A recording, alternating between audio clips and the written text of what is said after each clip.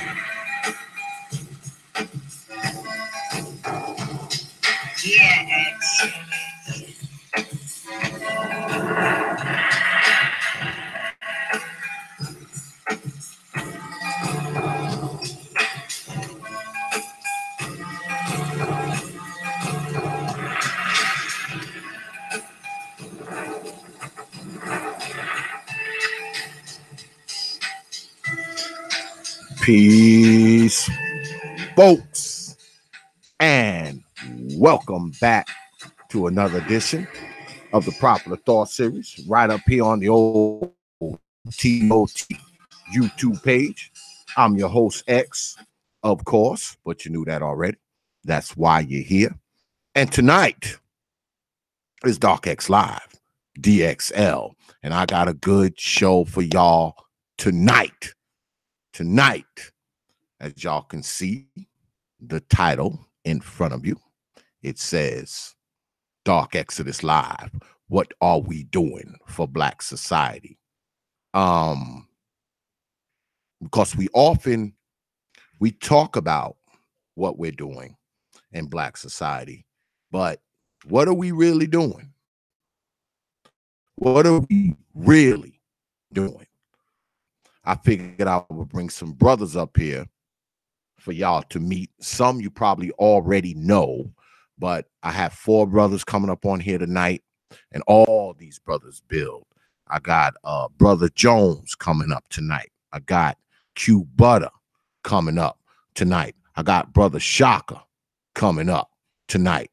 And I got Brother Shango Oil. So, I mean, full deck. All of these brothers build. As a matter of fact, Brother Jones is in the house already. What's good, Brother Jones? Greetings, sir. How are you? I'm good, man. I'm good. The damn earphones fell out the damn thing, but other than that, you keep it ghetto at T. Let me get my audio right. Other than that, I'm good. I figured tonight, bro, put some brothers together that I have an immense amount of respect for. Okay. And as a matter of fact, I better start hitting them up, let them know to check their damn email. Matter for guys, because I'm early. I start hitting brothers up Saturday for Thursday show. So I'm pretty sure brothers might have forgot.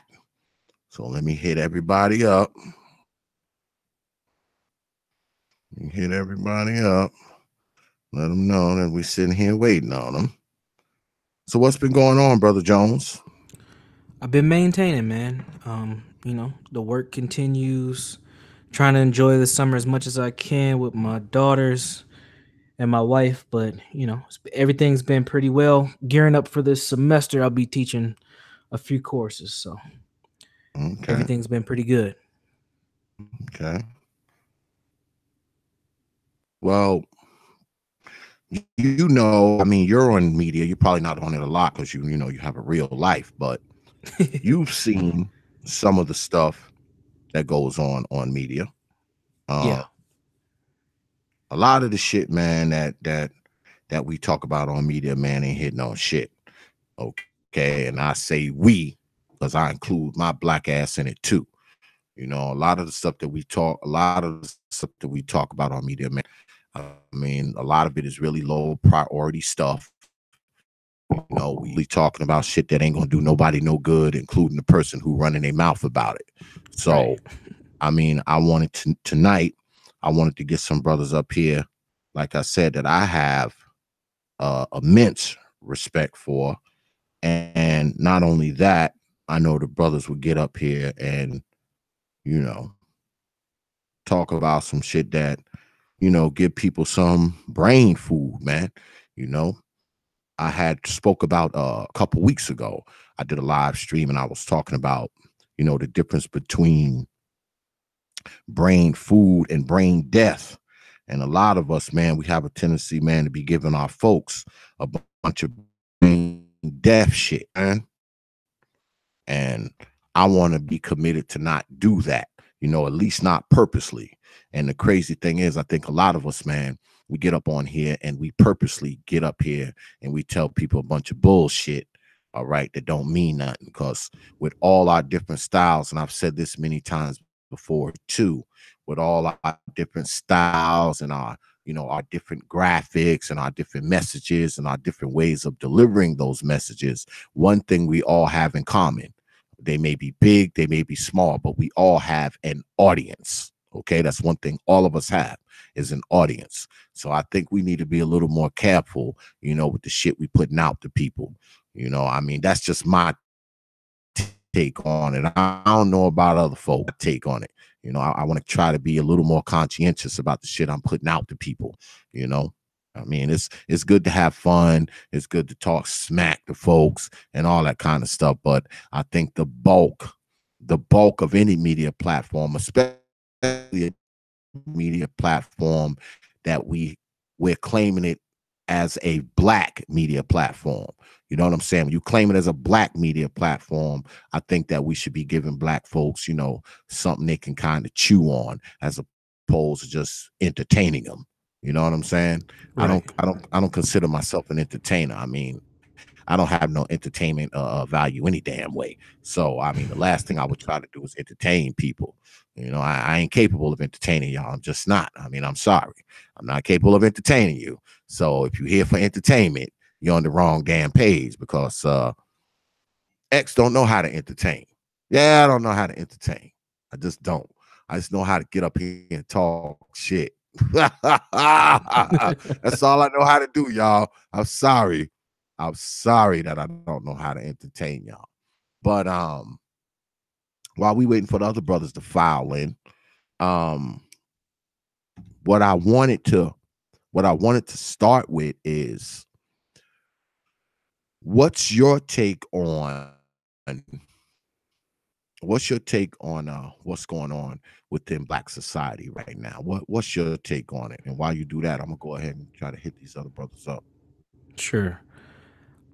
For the most part, what's going on is a lot of response to toxic stress, confusion, and I would say limited direction. One of the people that I've drawn a lot of my understandings of the world from is Mr. Nelly Fuller Jr.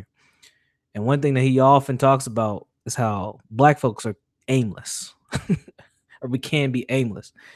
And unfortunately, I see that often where, you know, we have a limited foresight, we have a limited ability on what legacy is. We do have notions and feelings of trying to be better as people and as individuals, but holistically or collectively, we are not organized and we're not moving forward, and that's how I see it, and we're struggling. And the struggle is unfortunate, but we've been doing this since we've been in this area of the world, is struggling. And we're responding to white supremacy, we're responding to various different levels of racism, and we are responding to the stress, the intergenerational trauma that we all interface with, no matter what level we find ourselves on. And that's where I see us, is really the main thing, just confused. We don't know what to do. Locally here in the Twin Cities, over the last couple of weeks, one of the things that I've been involved with, kind of in the background, not in the forefront, is dealing with a couple of shooters we've had. A police officer kill a black male again. We've had several different black males that have been murdered by what has presumably been black men. None of them have been caught. And the responses that have happened in comparison to both is it's frustrating for me, because I feel like we don't value black life until a white person takes it. Because there's been like 3 brothers that have been shot and killed here in the last couple of months, and they have not. I don't think that they've had the most respected response versus one of the young men who was murdered by the police. So, and I think that is a highlight to our confusion and to our internalized, and some people will call it self-hate. I would call it more internalized inferiority, or inferiority complex is another term we use in psychology, where we are, all our validation is always at the hands or the minds or the mouths of white folks. So that's what I see. That's what I see at this point and at this time. I don't think that we are in a place. I'm actually fearful, to be honest. I'm fearful for what's going to happen in the next couple of generations of black folks.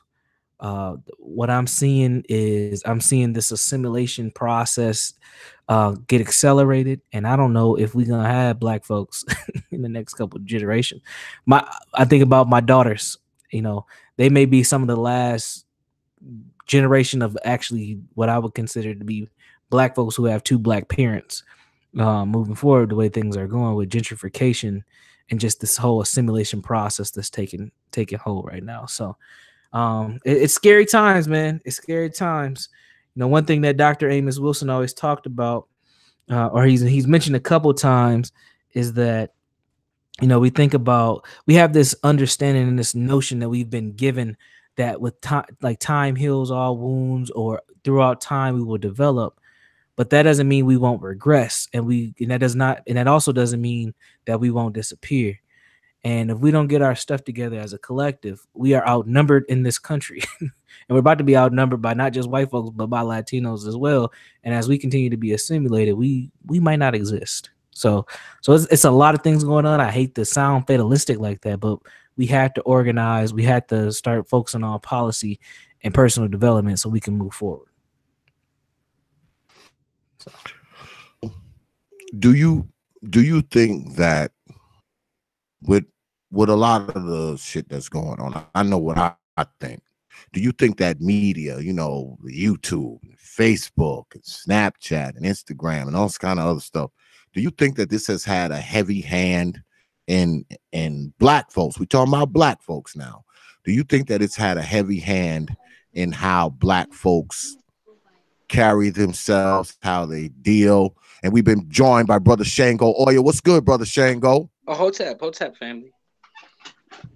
What's going on, man? Greetings, all is sir. Well. Can't complain. Let me introduce you to Brother Jones. Brother Jones, that's Brother Shango Oya, another brother that I have immense respect for. Hotep, what's up, sir? Not much, man. I'm maintaining, sir. I'm maintaining. Nice to meet you. Likewise. Yeah, so excuse my my tardiness.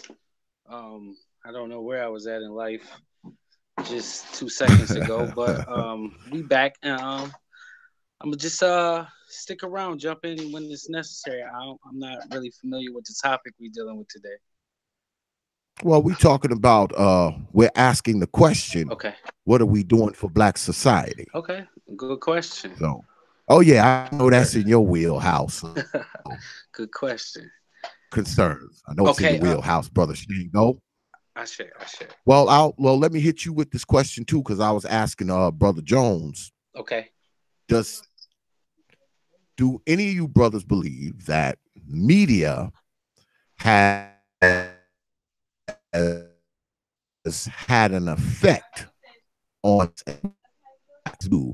Instagram, Snapchat, Twitter, and all this kind of nonsense. Do you think that it has caused the rift? Because there is a rift in Black society from time to time, like it is right now. Do you think that media has played a big part in that? Yeah, to some certain degree. I think that anything that we use unresponsibly can be a cause for confusion. You know, I'm a gun trainer, and I understand that we don't let babies get guns because of the responsibility that it has, or the harm it can cause without proper training. So I think like the media and sites like that are like loaded guns that put negative projection out there constantly. You know, it's a billion-dollar industry that get pays off of creating confusion, but there's an upside. You know, it allows conscious people to meet up and discuss matters that we normally wouldn't be able to discuss on a regular basis. So it's a double contrary for us.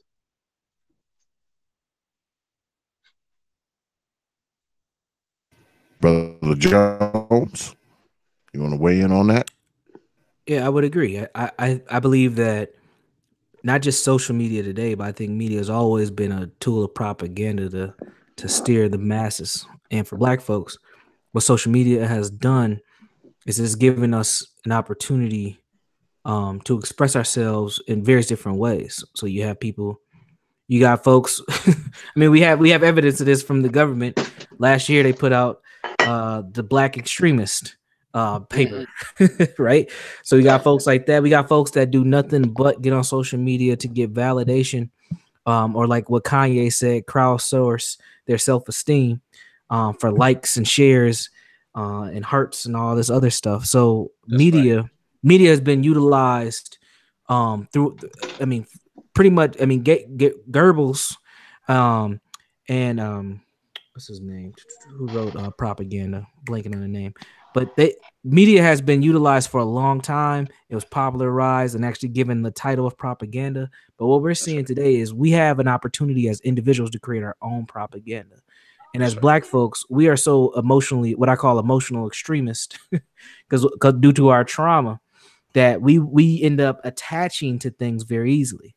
Example, what we call right now, well, it's kind of dying off, but it's been popular for the past month or so, the Shiggy challenge, or the Kiki, do you love me? Everybody's doing that, right? Everybody's doing that, to the point where people are getting involved in dangerous situations, get hit by cars and all types of stuff. But why do we attach ourselves to these challenges? And it's for attention, because that ain't gonna do nothing but get you some attention. You might get a viral video, but it makes you feel good because you can go back and say, look what I did. I made it on this. I made it on Shade Room. I made it on this. I'm viral, right?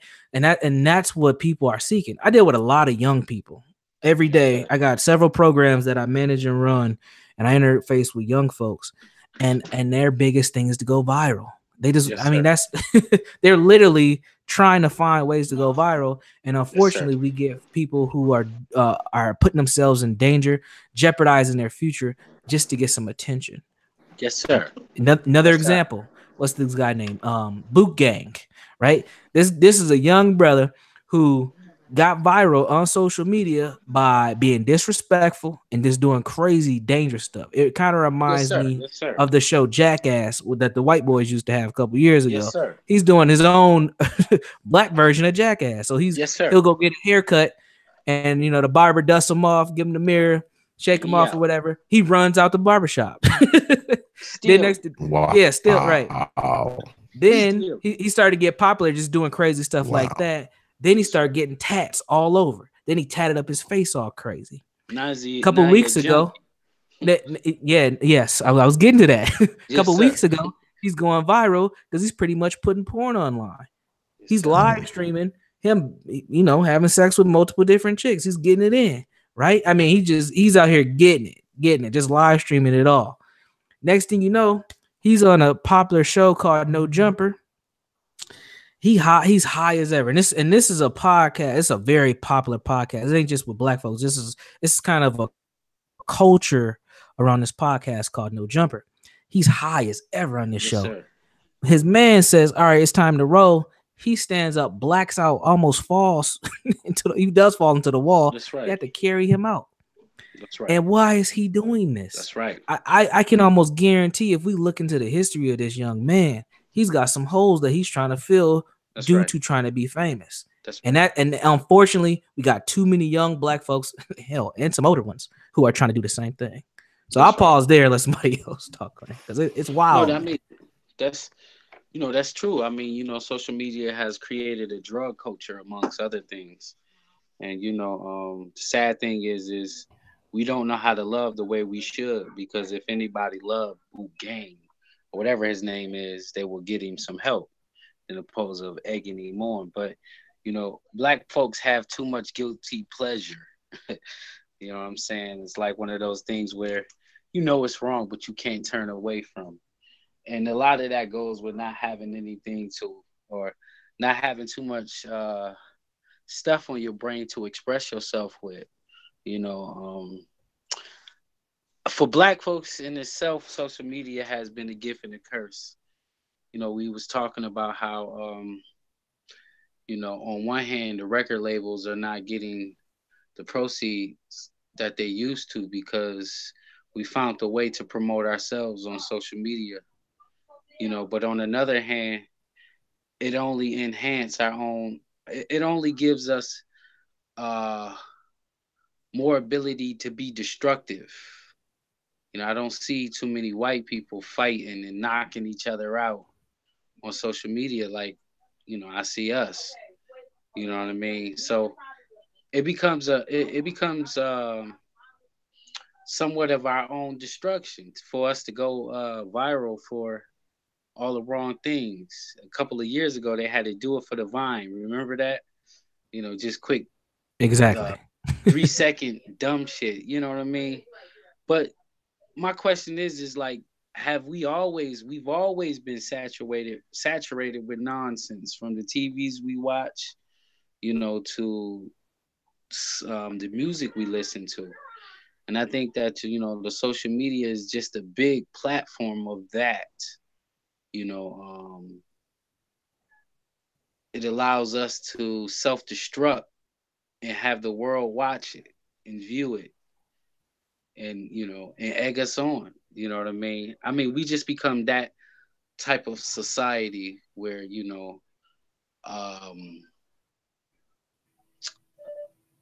we support all the wrong things. I mean, collectively as black people, we support Europe. I'm gonna call it European menticides. Because a lot of it is, deals with Caucasoid philosophy. I get 30 days on Facebook for saying love yourself and race first, but I get up this morning and watch crackers doing it to pigs. No flag, no nothing. So it is designed for us to vibrate constantly on a low level. At one point at the time, they would have to put a FBI officer on us. He would have to tag us and follow us and, go through all our garbage and things of that sort. Now we just give it all up on social media. They create profiles on us based on our posts. And off those posts, they can determine how ones think. I got a couple of stripper friends that's on my Facebook timeline. And what they do is nothing but stripping. So the content that they put out there is just that. So it allows you to get into anything that you're a part of. Like, you know, you're a homosexual, you can friend nothing but homosexuals and talk about homosexual stuff. Nothing really uh, to help or build, you know, just nonsense. I think the question to be right now is, can we use it as a medium to liberate from a larger level?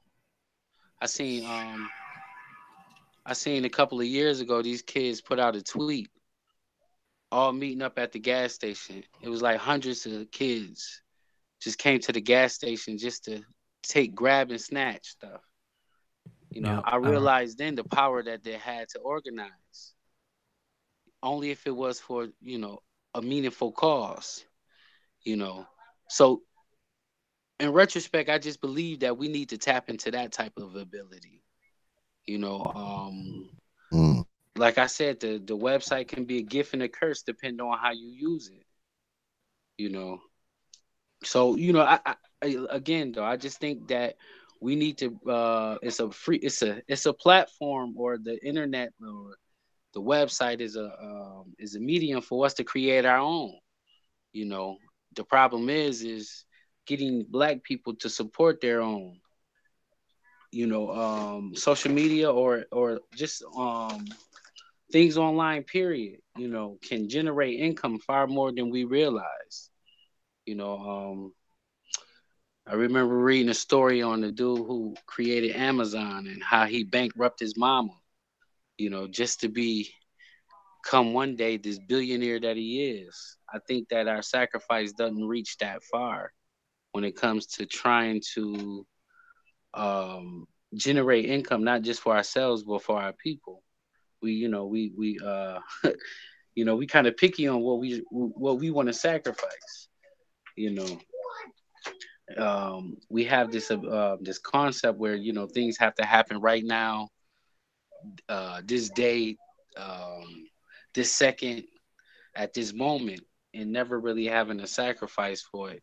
So yeah, I just think that the social media and all of these things can be a gift and a curse if the platform in which it was created is not designed right. You know, they got a lot of black owned social media websites where, you know, I find, you know, some good stuff on there. You know, but when it comes to the universal one where, you know, the cracker allows you to just, you know, just behave in an ungodly like manner, you know, we tend to go, we tend to be more attractive to that because, you know, again, being conscious or having any type of information requires you to be responsible. And I don't think collectively we all up for the responsibility. You know, we just like kids. We just want to play. You know, Biggie said, "Party and bullshit," and we kind of Mm. not. We kind of, we kind of didn't wake up from the party yet. You know, I mean, you know, to be honest with you, we have to really think it in conscience. Like, you know, we were so-called enslavement. We were so-called enslaved longer than we were set free. And although we don't, we have debates on whether Willie Lynch exists or not. We have to say that the platform or the, you know, the concept in which was developed is right on point because we're far from thinking of, you know, thinking like Willie Lynch victims. You know, so it's gonna take a minute for us to really get it. I understand that we are tribal people, and the nigga tribe just happened to be the biggest at this moment. Facts. And You know, it's well. Let's talk. Let's talk about something. You okay. said, Brother Shango, Yes, sir. that we should be using media for something, you know, something more productive and constructive. So I'll ask you, brothers, and then I'll weigh in too. What do you think we should be doing as far as media goes Okay. for Black society? What should we be doing? And we've been joined by Brother Shaka. What's good, Brother Shaka? I see you down there. What's going on, family? How's everybody doing? I'm good. You on the panel with Brother Jones and Brother Shango Oya. Peace, Brother Shango Oya, Brother Jones. Everybody. OTAP. Peace, man. Peace. Welcome. Well, now peace. now that you here, Brother Shaka, I might as well put this question to you too, because we was talking about the influences of media on Black society. I was asking the brother, what should we be doing? Because Brother Shango said we should be using media for a more positive kind of vehicle, you know, something I guess to enlighten brothers and, you know, stay away from the nonsense. So I ask all, should media? Well, we want to be careful with the we want to be careful with the media because the media have this funny way of twisting our stories, right? The media has a funny way of creating a narrative that's not ours, right? But that makes it even more important for us to engage the media and tell our own story. No one tries to keep our story or tell our story for us, right? That was one of the Panthers did brilliantly back in the 1960s. Can you hear me now? You're fading in and out, Brother Shaka. All right, can you hear me now? Hello? Yep, you clear now. So one of the brilliant things that the Black Panthers were able to do back east was they were able to play the media against itself. Can you hear me? Yep. They were able to play the media against itself, right? They were the ones that organized the press conferences. They were the ones that put together press releases. They were the ones that came up with what the narrative was. What is the story? How did it happen? So that way they didn't get caught up in COINTELPRO creating a story for them or the media creating a story for them. They created the story for themselves. I will also say that it's important that we have our own media sources, that we create our own newspapers, our own media stations to tell our own story. I agree. So I would say, yes, it's very important that we engage the media, but we have to have political education first.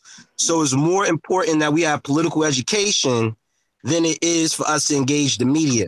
Because we can engage the media and they can play us against each other, you know?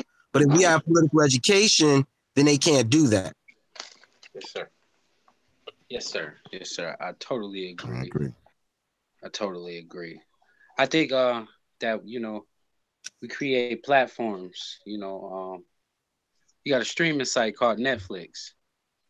And Netflix pretty much show you all, you know, low level information. You can, it's just basically pure entertainment. You know, what I've done, I've created Cometflix, which is edutainment website. And, you know, by me having one of the largest conscious collection of DVDs in the world, I can now put information out there just like Netflix. So I think that balance is what we're looking for.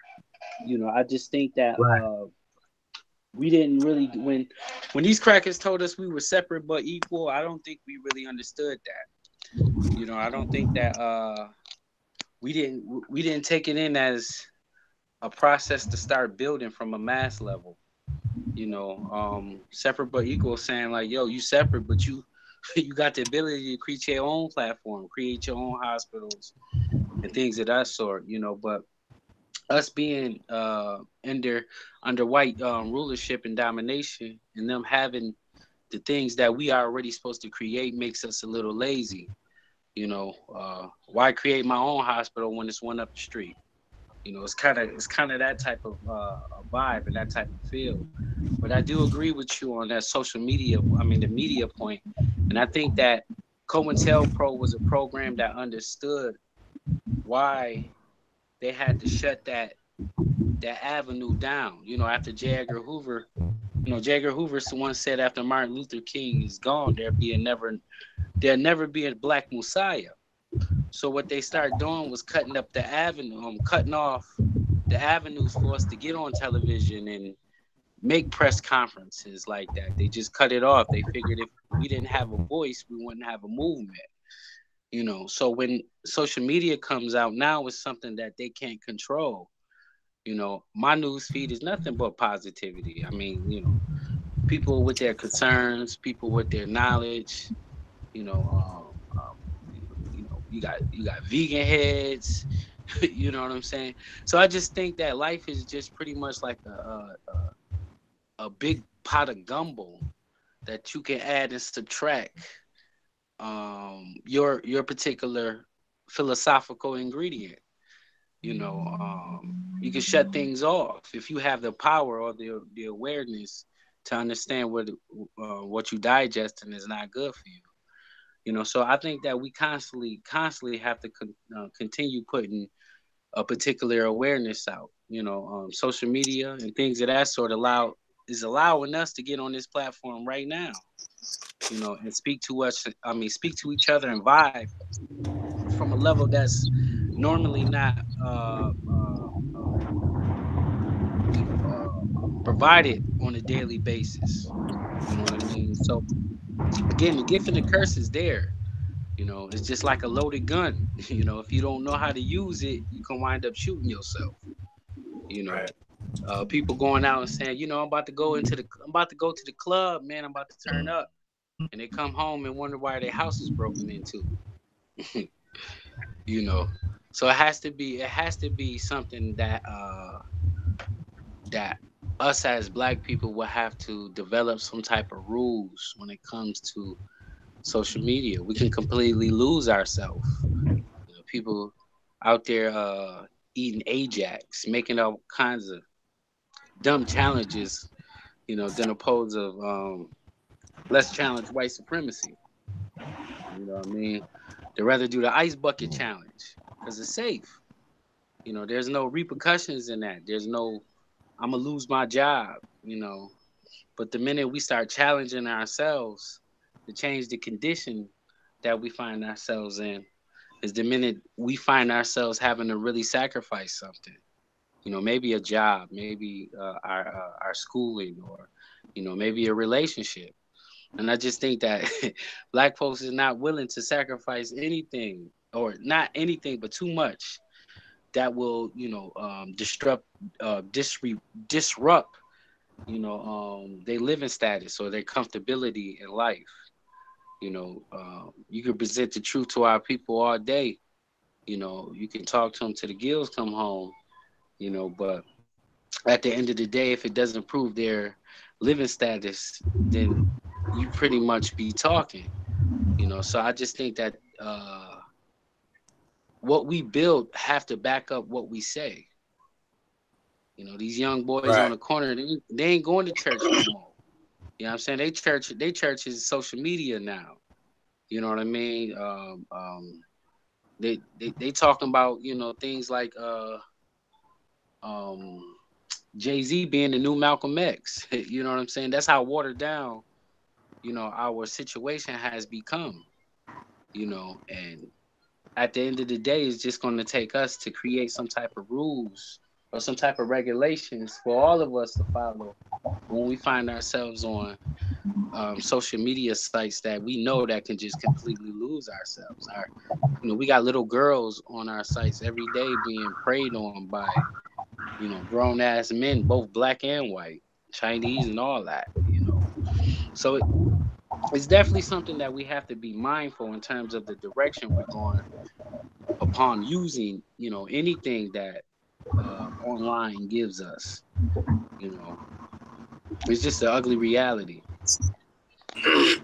See, this is Baba Shaka, if I could jump in. Yes, sir. I like what the brother's saying. We use social media for very frivolous things. At one point, Black people were using social media to show the many beatings and the brutalization that was taking place in our communities. Like, we would actually film and record that stuff and then put it on social media. But then what happened was we became desensitized to it. That's and right. Then, every time it came on, whenever we saw it, it was like whatever, like a regular feed or something like that. And so we got to be careful, not only with like the tricks of the European, but also the tricks of social media, those tricks that desensitize us to our own struggle. You know, we have to be careful, and we can't make this a digital struggle, because Malcolm X, he wasn't fighting on the internet. You know, Marcus Garvey, he had the largest Black organization. There was no internet. You know what I'm saying? He had over 5 organized around the world. There was no internet. You know, so we have to figure out what's another way, what's a different way to communicate with each other. Like when we let go of the internet, cell phones, then that means we got to actually talk to each other. We got to converse with each other. We have to find out what's each other's needs. So I think that although like social media it sounds great and good, we also have to be willing and ready to cut ourselves off from it. Because if we're fighting this war, at some point we might not have the internet. We might not be able to communicate that way. So how are we going to communicate? How are we going to connect with each other outside of that? So we got to build institutions and build media that's for us, that connects to us. You know, not from their point of view, you know, but from our point of view. Like I love what the brother did, Netflix. I think I've heard about it. I might have even been on it, you know, right. But I think it's a brilliant idea. Ashe. Most definitely. I have a slightly different approach to this. I actually agree with a lot of what both of the gentlemen have shared. However, I think that we should embrace this level of media. I think that this is a tool that we do not utilize to its full capacity. And as y'all all know, as Black folks, when we do figure out some stuff, we take it to a whole nother level. So my thing is this. Without the internet, it's difficult to organize. I wouldn't know who any of you are. I would not even be able to communicate with any of you if it wasn't for the internet, if it wasn't for YouTube. Unfortunately, we don't utilize these tools as the tools of social media or the internet as things to organize and educate ourselves from. I would say we use it probably at an 85 to 90% to entertain ourselves, not even to get informed. And enough of us don't. And we have to, when you talk about building institutions, I think bringing the internet and social media into that is going to be important, because that's where everything else in the world is going. We talk about institution building. We are currently seeing the automation of damn near every industry we have. So we can't just say, you know, forget the internet and forget social media, because this is our life. This is our lives. I mean, we can't go anywhere without it. I have children, got a 5-year-old and a 2-year-old. They both know how to navigate devices very damn well, right. too well for my liking. But I had to understand that when I was 5, when I was 2, you know, cell phones weren't around. I mean, we just had got caller ID at that point. But for them, they live in a world where you can touch a screen and make something move. So as their father, I have to be able to facilitate that understanding so that they have the best ability to compete in this world when they get 15, 25, 35 years old. So I don't think that removing it or putting it to the side to create our own, I think we need to embrace it and move forward and cultivate our own slice of what this whole internet and social media is all about. So that's my take. If I may add to that, though, sure. I mean, I agree with you, brother. Like, I have children myself. They know how to navigate through the internet and everything. At the same time, I feel like there are certain skills that a lot of our children tend to lose, because we tend to push our kids right in front of the internet to solve their problems. What I was trying to say was, like, at one point in time, now I agree with you. We need the internet. We need every tool we can use to be careful if we're going to just lean on the internet and not on like basic social skills and teaching them how to work together, teaching them how to plant seeds and stuff like that, teaching them how, you know, their culture, where they come from, you know. And granted, like, one of the things I think we need to do when we talk about institution building, we need to start bringing technology to our African center schools. Like, a lot of our African center schools lack technology. That's like, right. They lack the technology that they need. You know what I'm saying? And so I think that if we're going to make a push towards technology, we have to look at it as if we're doing this for our institution. You know, we're doing it to help build our own independent media, not just to, you know, continue to do the same thing we're all doing. Now, I agree we need it, but like, how are we utilizing it as a weapon? You know what I'm saying? And how are we going to make sure that this isn't just used as a tool to trick us? You know what I'm saying? Which it has been, and it's been used as a weapon too. So it's not like a just easy answer to this. You know what I'm saying? It's a complicated issue. You know, so yes, you know what? And touch on what you're saying. I do think that it needs to be balanced. I realize that the generation of kids, my babies in particular, don't know how to write in cursive. There's been there's been a study that say that kids are writing like they do online. You know what I mean? So it's changing the waves. When I was young, I had building blocks with ABCs on it. Now they got tablets. You know what I mean? Right. So, you know, in some way, social media, when it comes to kids and children in particular, are taking their creative abilities away. You know, it doesn't allow the them imagination. That's right. It doesn't allow them to think in the capacity of creating things, because the things that they're looking for, aiming for, are already there. You know what I mean? So there is a sense of dumbing down a generation when you have a push button society. I told you I got one of the largest conscious collection of DVDs in the world. And I'm talking about a classical collection. So I understand that Dr. Clark had to read, his eyes got bad because he had to read all them books to give us this information. You know, now we got pseudo information where people's just Googling things and regurgitating the things that they Googled and not really spending any time in libraries. Right. You know, so there's a contrary when it comes to social media. And again, I think it needs to be regulated for our existence. Marcus Garvey said math and science are the things that's going to fight modern technology. You know what I mean? And we're kind of lacking in math and science. You know what I mean? Because if we was mathematics masters, then we wouldn't allow the white people to take our money the way they do. You know, we understand the value of spending. If we were scientists, then the technology that's being created would only belong to us. You know what I mean? So again, I just think that social media allows us to make things, it makes it too easy for us. You know, I remember when I was in high school and grammar school, they had just came out with the smart calculators. You know what I mean? And I remember TI us not 83s, TI 89s. That's right. That's right. I remember when I got arrested one time and I couldn't remember no numbers. You know what I'm saying? Everything on speed dial. You know what I mean? Real. So it's just taking our ability to remember in the capacity that we used to away from us. You know what I mean? We don't even realize the things that we're giving up, you know, for social media, for technology. You know, people are writing conversations on paper, laugh out loud, LOL, you know, drawing emojis. You know what I mean? So I just think that's real. Right. Yo, I'm a teacher. I'm sorry, but I don't mean to cut your wisdom. Go ahead. But that's real. What you just like, that's a real thing that's happening.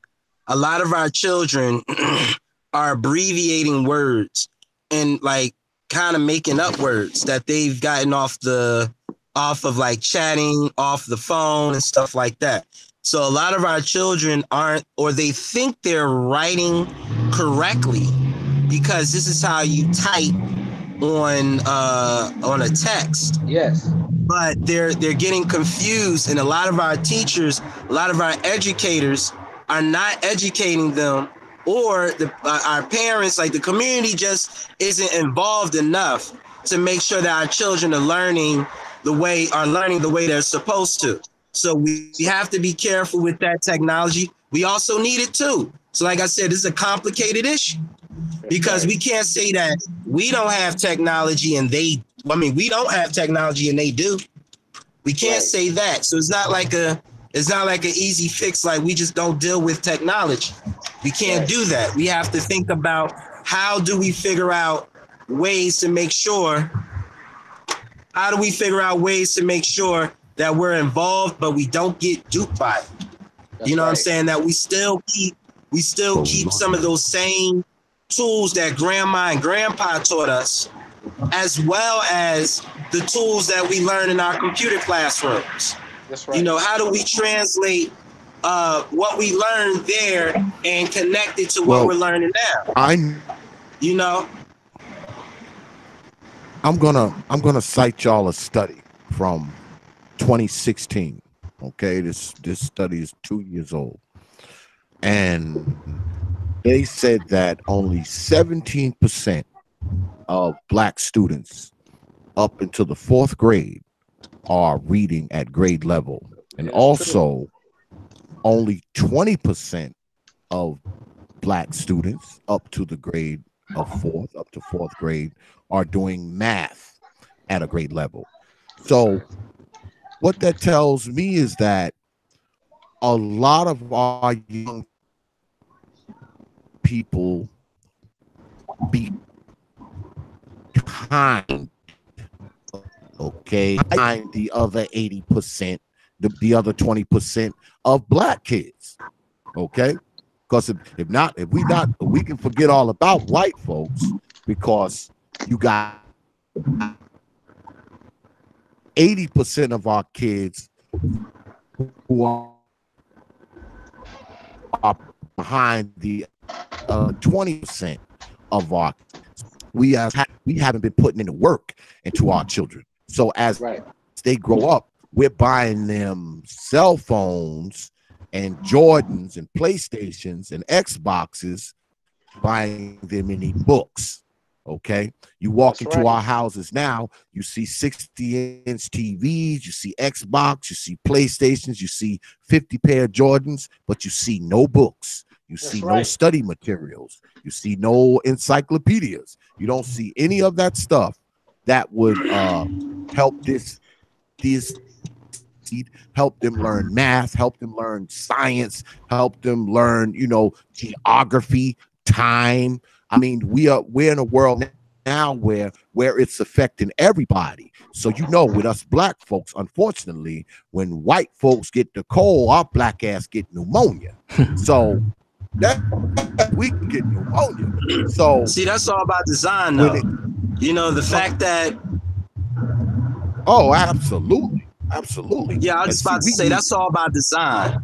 The reason why we don't have more books in our home versus video games and cell phones and things like that, that's all about design. When we decided to take up the charge of integration, we decided to take on all the norms and values of the opposing culture. We decided to take on everything, all of their crap that comes with them. We took it on and took it on as our own. And see, when we look at African center schools aren't in the same situation as black children in public schools. Yes, sir. So let's be clear. African center schools find their children going to school, going to college early, outperforming even their white counterparts. Even homeschooling. Yep. Even African center homeschools or just homeschools, they're outperforming their white counterparts. But why is that? The reason why is because the education that they're being given isn't one to dumb them down. It isn't one to put them down and make them look like they're less than or second-class citizens. You understand? So African center education is a confidence booster. Could you imagine being a child and being Shaka, losing you. that your forefathers created this country? Could you imagine that their forefathers founded this country? And Asian kids are taught that their forefathers didn't found this country, but the country they found was even better than this country. You understand what I'm saying?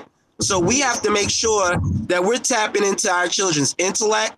We're tapping into their motivation. We're tapping into what makes them African and who they are, And when we do that, they're able to just soar. You know what I'm saying? But it has to start with their internal motor. Right. I definitely agree. I think that the curriculum If is we what don't keeps give us them back. one, then we can't results. I just think that the curriculum keeps us back. You know, you giving us outdated information that really doesn't feed our soul. You know, here in Right. Buffalo, we got a 75% black male dropout rate. You know, that means that we're not graduating the way we do. And I understand why, you know, like you said, the school system wasn't designed for us to excel. First and foremost, most of our teachers are white, you know, Right. with And children, women, white women. white women, right? White women with children the same age as us. And they understand that we are in a competitive world. So when we both get 19 or we both get leave out of college, you know what I'm saying? We're going to look for jobs. And that white teacher is not going to give that black student what he needs to compete against her child. You see what I'm saying? Right. Especially in certain positions where we know that we will excel at and just completely dominate. So, you know, like you said, it's by design for us to have second class or second rate stuff. But get it though. We fought for this. Brown versus the Board of Education is real. And integrating those schools was something that our ancestors and elders fought for. You know what I mean? I just don't think that we don't outthink things. Like, give you an example. You said something about Marcus Garvey not knowing the internet, and that's factual. And I have issues with the UNIA because they're outdated in some instance. They go off the words of Marcus Garvey. Well, Marcus Garvey, and I love Marcus Garvey, but Marcus Garvey was around 1919, 1920. He couldn't fathom the internet. Hell, he didn't even know anything about crack cocaine, which changed black people forever. You know what I mean? So our ability to have to fight modern oppression has to be looked at, you know. And what I mean is, like, they fighting us in all counts. Marcus Garvey didn't know about genetically modified foods. Right. You know what I'm saying? There's hundreds of instances or hundreds of situations that we can point out that upgrade itself in terms of our oppression. So I feel like we have to be on it. We can't be 20 years behind when something new comes out to destroy us. You know, I call it the Obama effect. Like, you know, we were all happy when Obama got elected. Nobody prepared for Trump. So when we woke up the next morning, we had the devil in office, and everybody was like, "This is appalled." But we didn't fight. We didn't do anything. We became comfortable, thinking that, you know, Obama wouldn't leave, as if he was any better than Trump. You know what I mean? But again, though, we're symbolic people, you know, and our motivation and our passion revolves around symbolism. It doesn't mean you have to do anything. You just got to look the part, and we will accept it. And I just think that we have to create some avenues that think beyond that, to not just accept the good dressed wolf, you know, who comes in our community and talks slick and talks sweet with websites and PayPals and promise to correct our status. You know what I mean? Because social media is being used to con us as well. You know what I mean? It's being used to create this ideology. That's where political education comes in, though. Right. You know what I'm saying, brother? Like, that's where political education comes in. See, like, even if Marcus Garvey was here during these days, we don't know whether he would have used the internet or not, right? Right. One thing we do know is that Marcus Garvey was able to organize without the internet. That's right. He was able to build black stores. He was able to create a trading business. He was able to create black dolls for black girls, a black military, a black, you know, like, he was able to do all of that without the internet. Right, you know what I'm saying? Right. Now, granted, if he would have been able to do a 1,000 times more with it. But what I'm saying is that he was able to do it without it. Now, the UNIA today, I agree with you, brother. Very outdated. Very outdated. You know? But at some point in time, the people who are technologically savvy in our community have to go to those organizations and say, like, look, this is how we can upgrade you. This is how we can help upgrade the organization and take us from good to great.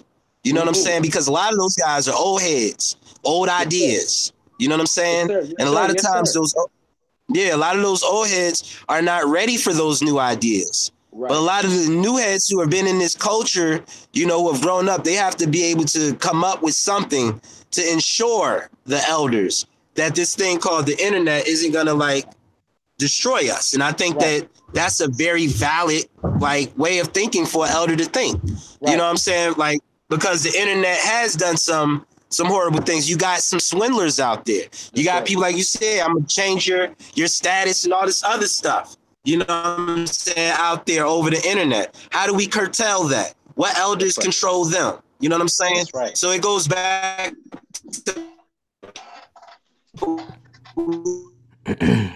we know our own culture should be able to bypass a lot of nonsense that's thrown at us from a day to day.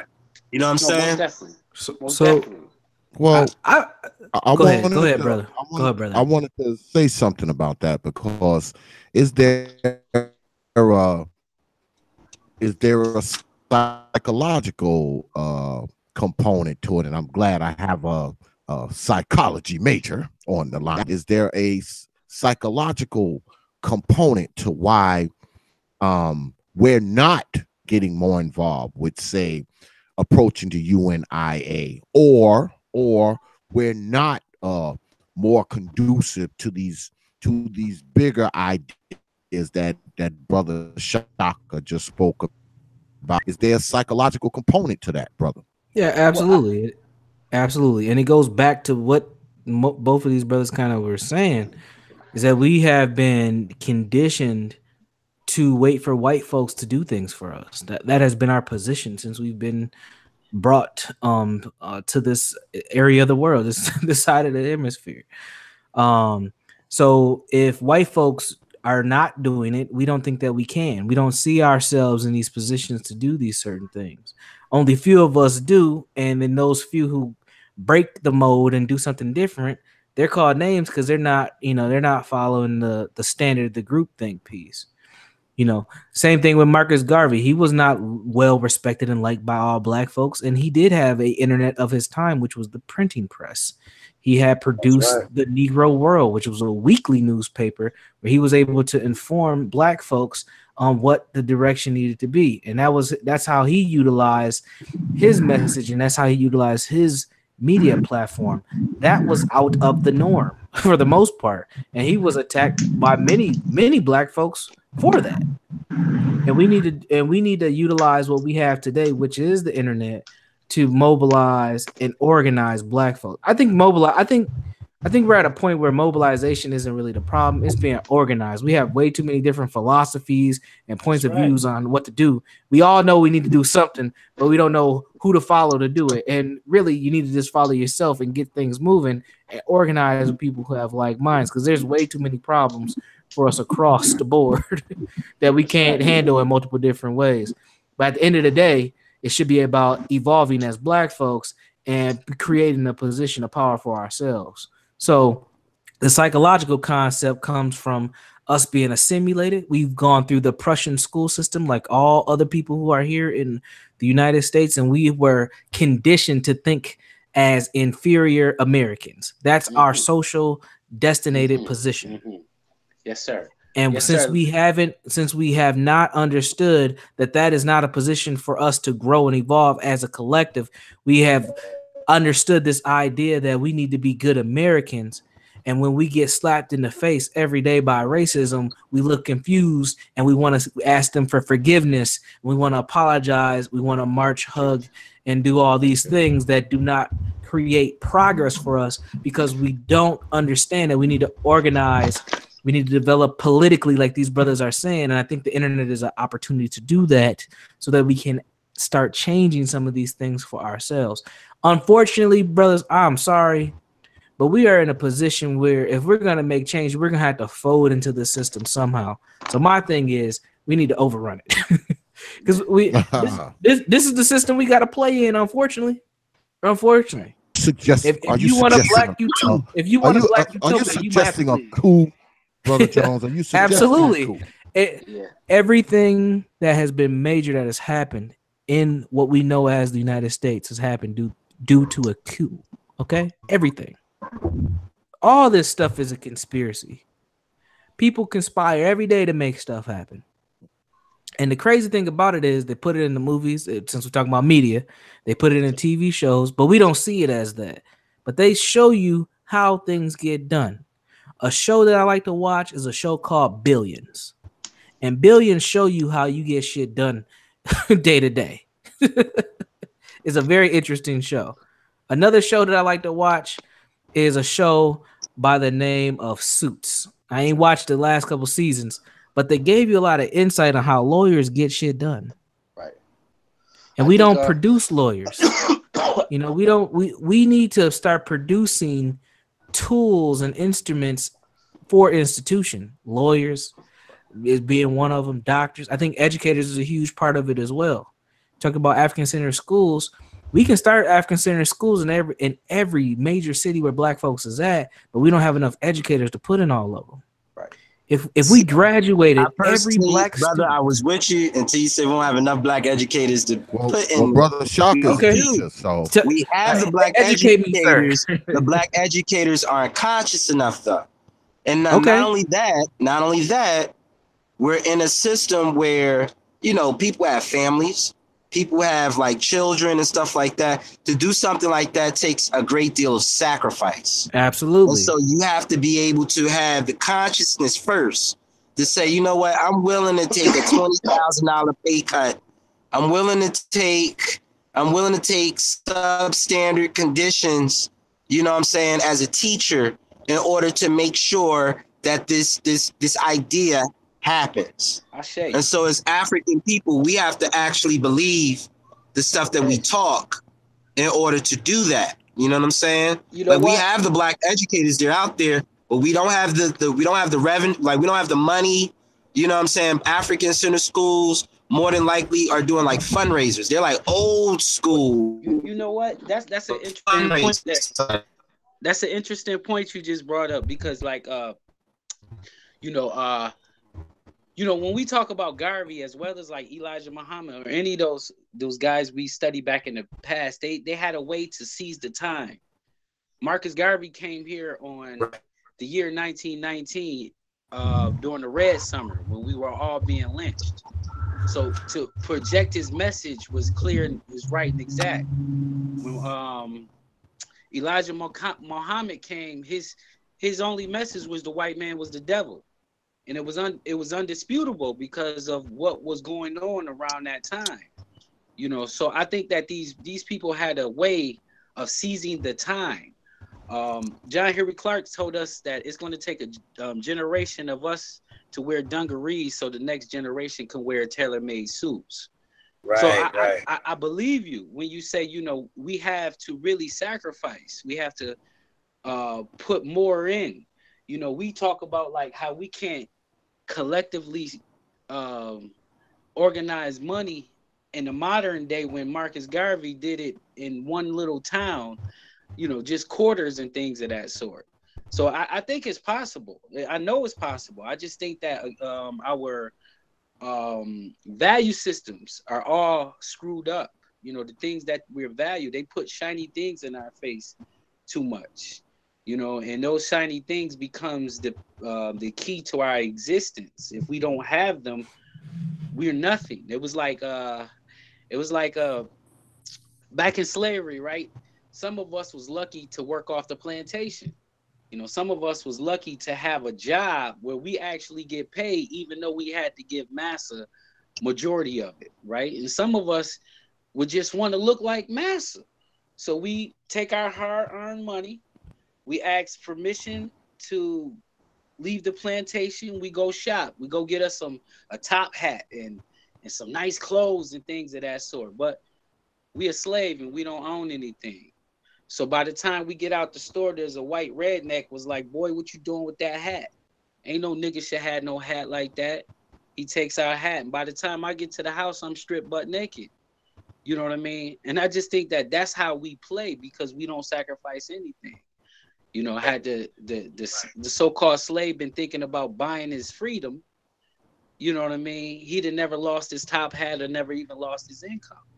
You know, judging on how well the master treated him or whatever the case may be. Question. But I just think that our situations is kind of like that when our value systems become chaotic, that we don't know where to go.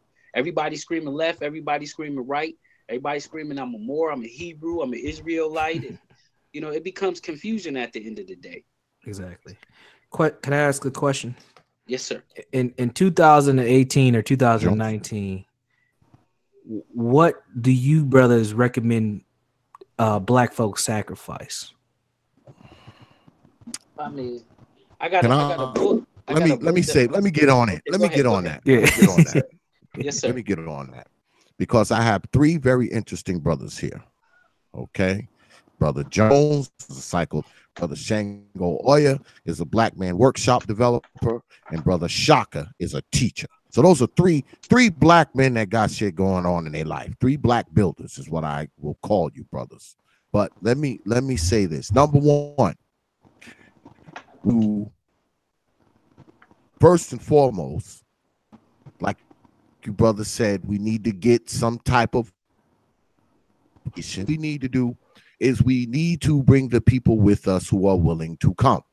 The people who are not willing to come, they're dead weight. I mean, we can love them to death. We can love them to death. So those people we need to leave behind. The ones that want to come, we need to bring along. Also, the children. I know, Brother Shaka, I know you're a school teacher, but me, I'm a true believer that many of us, we should be teaching our own people. We should be teaching our own children. We can even go as far as having a brother like Brother Shaka come into the neighborhood and teach the children, or a retired college professor, somebody to teach our people. I think that that's one of the most crucial steps in developing black society in the future is teaching our own people. I think it all starts once we do that. Now we have the tradesmen, we have the people to build the houses. Why? Because we have our carpenters and we have our plumbers and we have our sheetrock guys and our roofers and our electricians and all that kind of stuff. You know why we got them? Because we built them ourselves. Yeah, we made them ourselves. Right. So we have the people to build up the community. We have more teachers. We have more instructors. We have more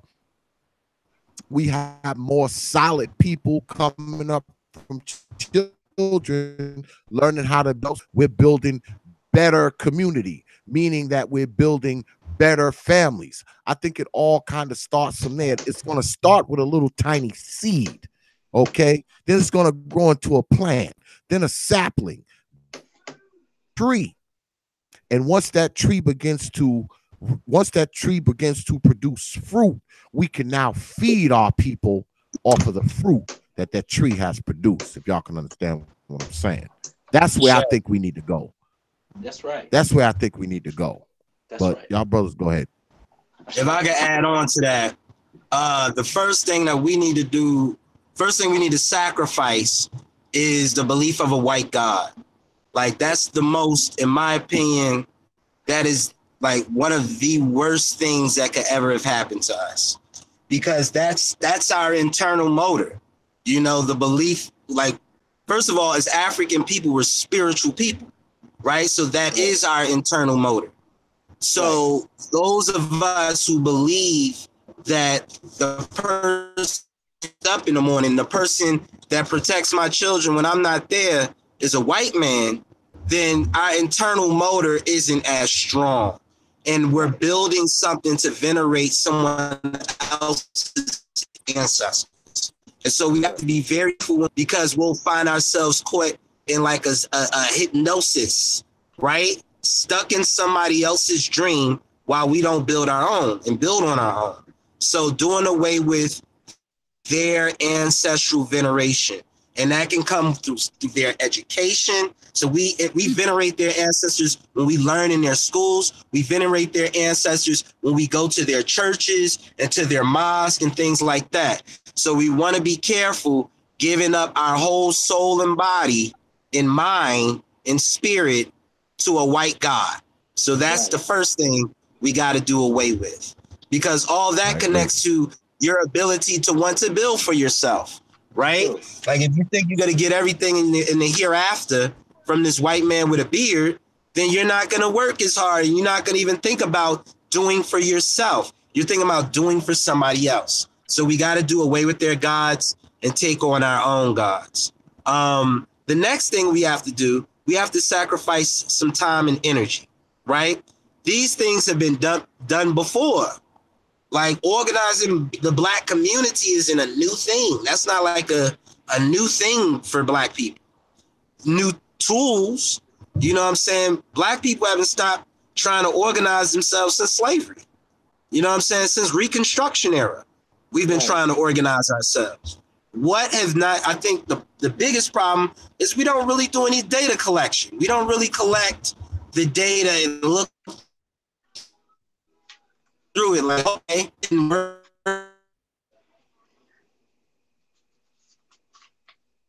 he froze on us. We lost you, brother Shaka. I don't know what happened. He went freeze on us, straight frozen. Anybody else? It's like the principles and the morals and the values. We gotta have that first before we think about building any nation.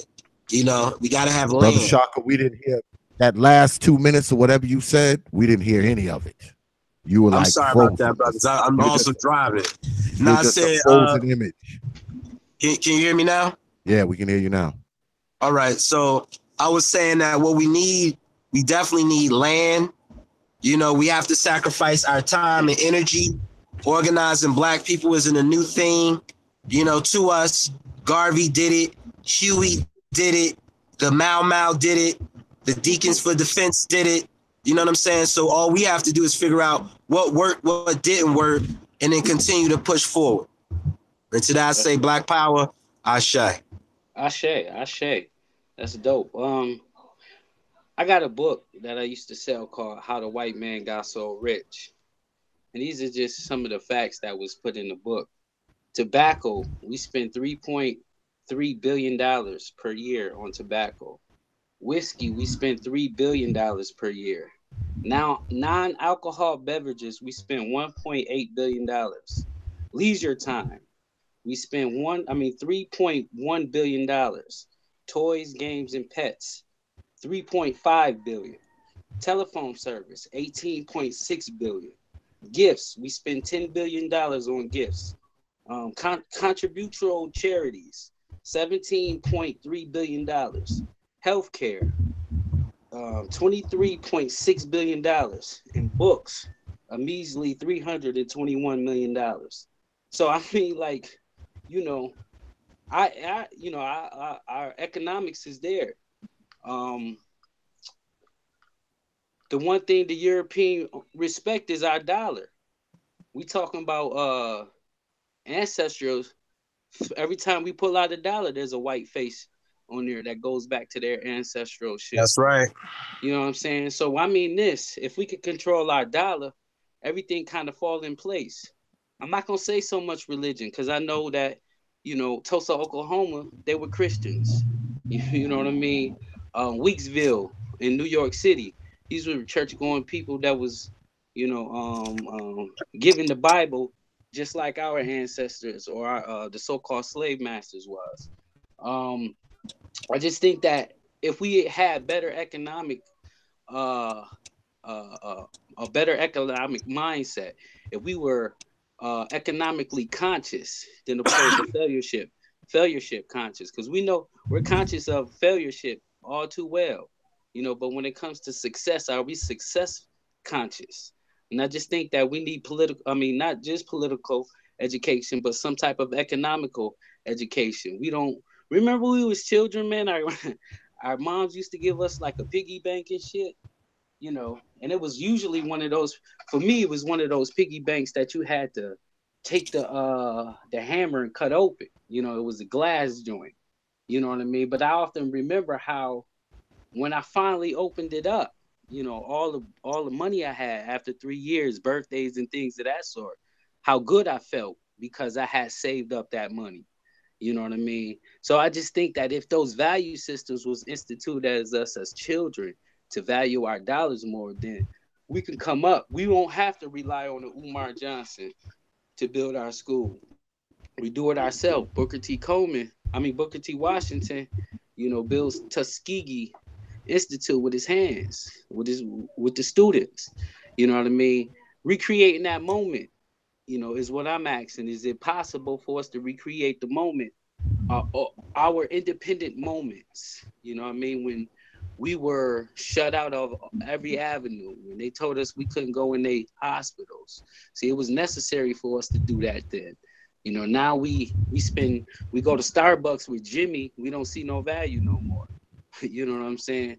So I just think that we have to really have some type of economic education, you know, with our people, you know, in terms of valuing the money and valuing the dollar that they have.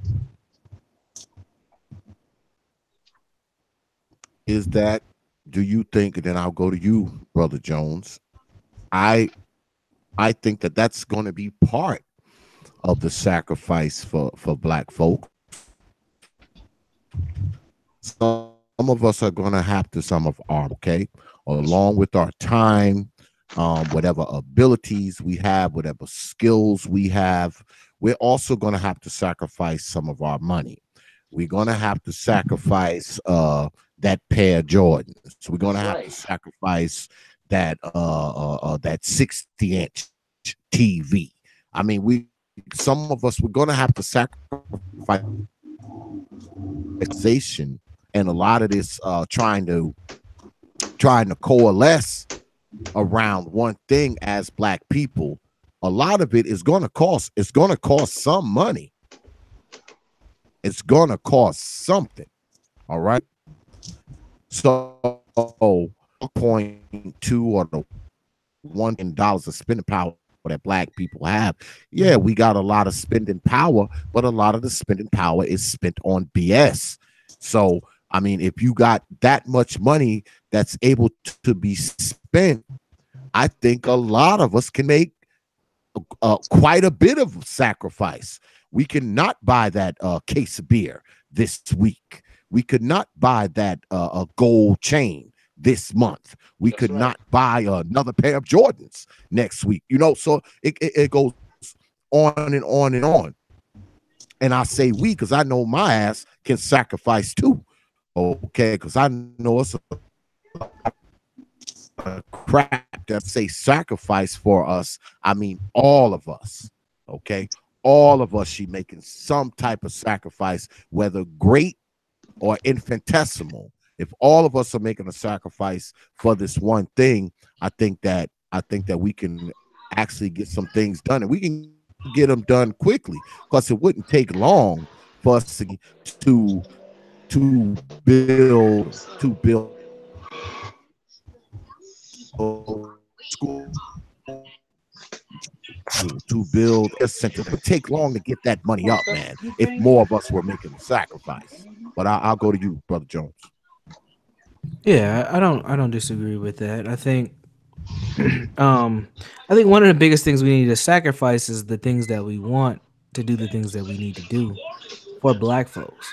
You know, one of the things that was talked about earlier was the reading levels were stated that, you know, pretty much a majority of Black youth are not at their current grade reading level, and that doesn't necessarily cost any money. That costs time and actually effort and wanting your child to be better than what other children are, and not allowing school systems to dictate how your child should be educated, because, you know, school and education, I believe, are two different things. And I don't think that that's an economic issue. It becomes an economic issue when you're not organized and you don't have any agency or power as a collective. Then you have to look at it economically to say, okay, what kind of money do we have to have somebody else come in and help our children? So I think really one thing that we need to sacrifice is this understanding that we are not okay. Our culture is not healthy at all. And we have to sacrifice this belief that that we are all the same people, because we are not. And it doesn't make any sense to me as black people, black folks, that we are always 1, 2, and 3 in a category or statistic that is bad. And we are always low on the, on the scale for a category that's good.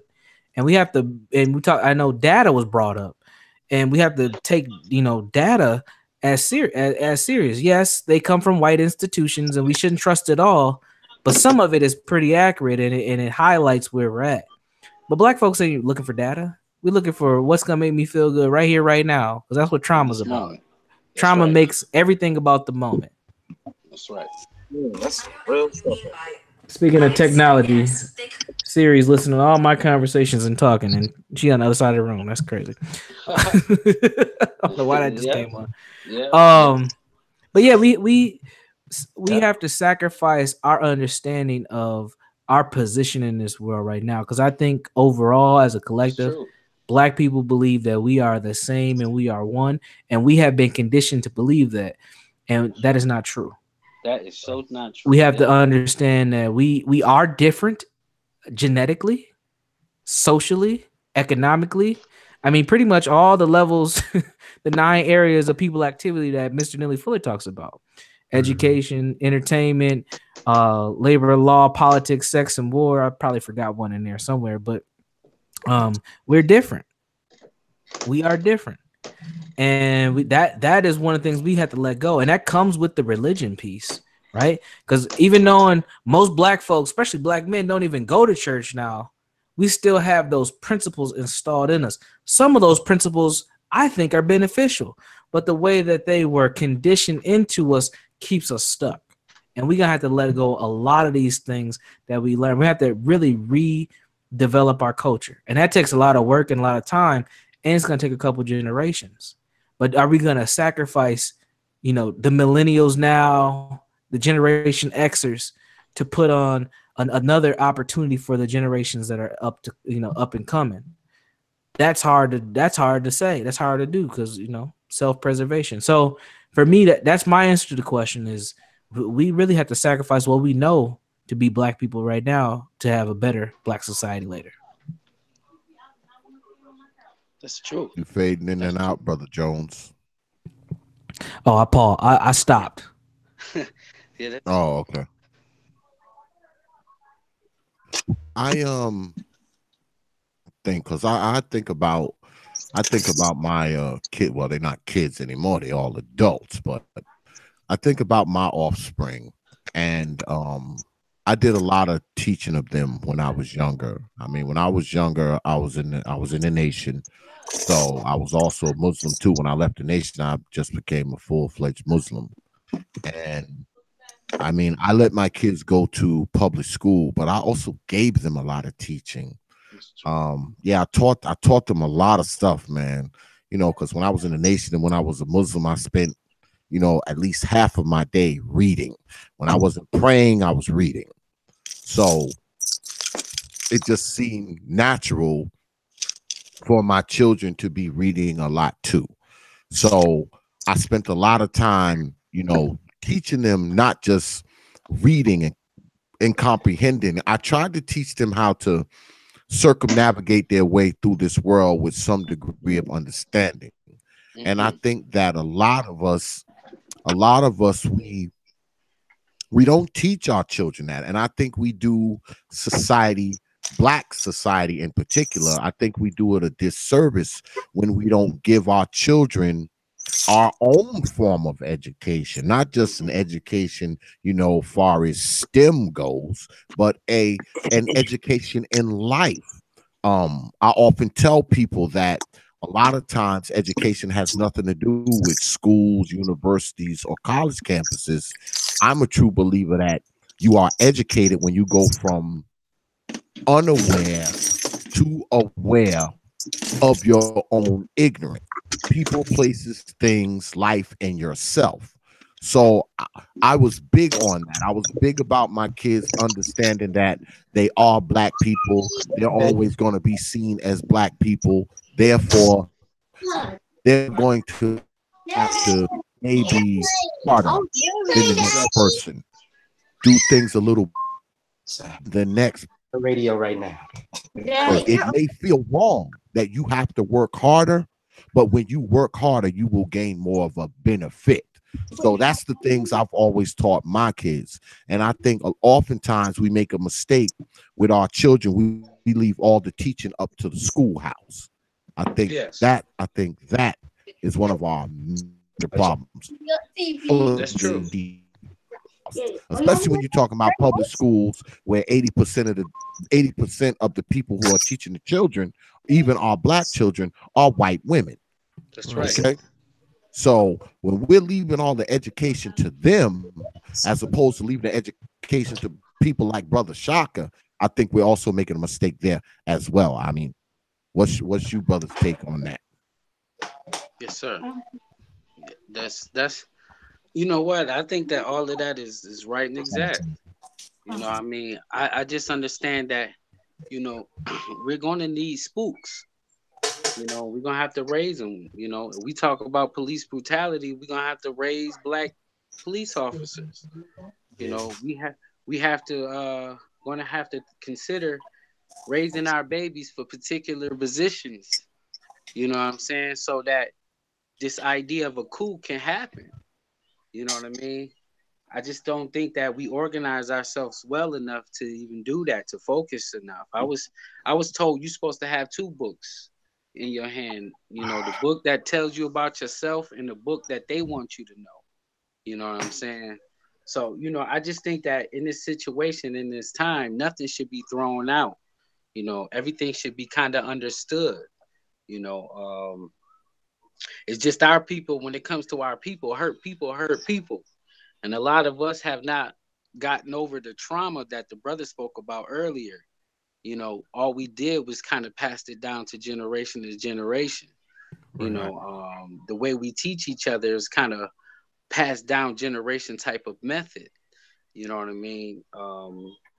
We don't understand the language we speak, you know, which is a big problem because it causes confusion. I know people that don't talk for 20 years based on misconception of language. You know what I'm saying? So it becomes a crutch, you know. So I think that we have to really, you know, like you said, kind of be more due diligence when it comes to how we educate ourselves. You know, we can't have our babies thinking like white people without the tools and the technology and all the perks that comes with it. You know what I mean? It's like setting ourselves up for failure, you know, thinking that we can compete and we don't have the tools to compete. You know, they say that uh this not chess. I mean, this is not checkers, this chess. But on the chessboard, both pieces are equal. You know what I'm saying? Starting off, you get a king, and I get a king. But you know that ain't our situation because our chess pieces is not equal. You know, I see a wave of social media, a wave of black people, you know, fighting back. You know, really like punching crackers in the face and things of that sort. Now, I'm not saying that it's good or bad. That's not my position. You know what I'm saying? But my thing is it's nice to not see us fight each other for once. You know what I mean? Because like y'all said, we get so bombarded with that it becomes normality. You know, a study said that we see over a million murders vicariously from the time we're a baby to the time we're 21. You know, from either visualization from rap or TV or the video games. You know, sometimes real life vicariously we see more murders than we need to. You know, and it desensitizes us towards pain. You know what I mean? I had a friend from Cameroon come over and I was talking about my dead homies and he started crying. And I'm like, what's going on? You know what I mean? And I realized how desensitized I was towards all of that stuff when I seen his reaction towards people he didn't even know. You know, so I think that yeah, we have to really create institutions. We got to set up more workshops. You know, I've been doing a conscious workshop here in Buffalo every Monday for about 6-7 years. You know, this was a platform that was given to me. I'm a part of ASCAT, which is another study group that I recommend everybody get into. You know, ASCAT back in 1988 managed to take 1,000 people, 1,000 American, so-called African Americans, back to Egypt, back to Africa at one time. This was the greatest migration, or the biggest migration, of Americans back to Africa at that time, and nobody speaks about it. You know what I mean? When we have these conferences, I take my son and we go chop it up with Dr. Leonard Jeffries. You know, I met Dr. Ben before he passed, went to his funeral, took my son to his funeral. You know, exposed my son to Dr. Frances Welsing before she passed. You know, Booker T. Coleman. You know, so you know it's important that we take our sons in particular to this conscious journey that we're experiencing. And you know, I got to give it up to the brother, you know, who's the school teacher, because he can, you know, expose even more children to something that they won't get at home. You know, to you know, particular truths, and that's something that they'll never forget a day in their life. You know, that black man that told me what it was. You know what I mean? So I just think that our expectations for the 100% of black people to get it together is kind of too high. You know, Elijah Muhammad, you know, once again, a genius, came and told us what the 85% was, what the 10% was, and what the 5% was. You know, we just happen to be the 5%ers on this phone discussing matters that really hit home. You know, but the 85%, they listening to whatever is trendy. You know what I mean?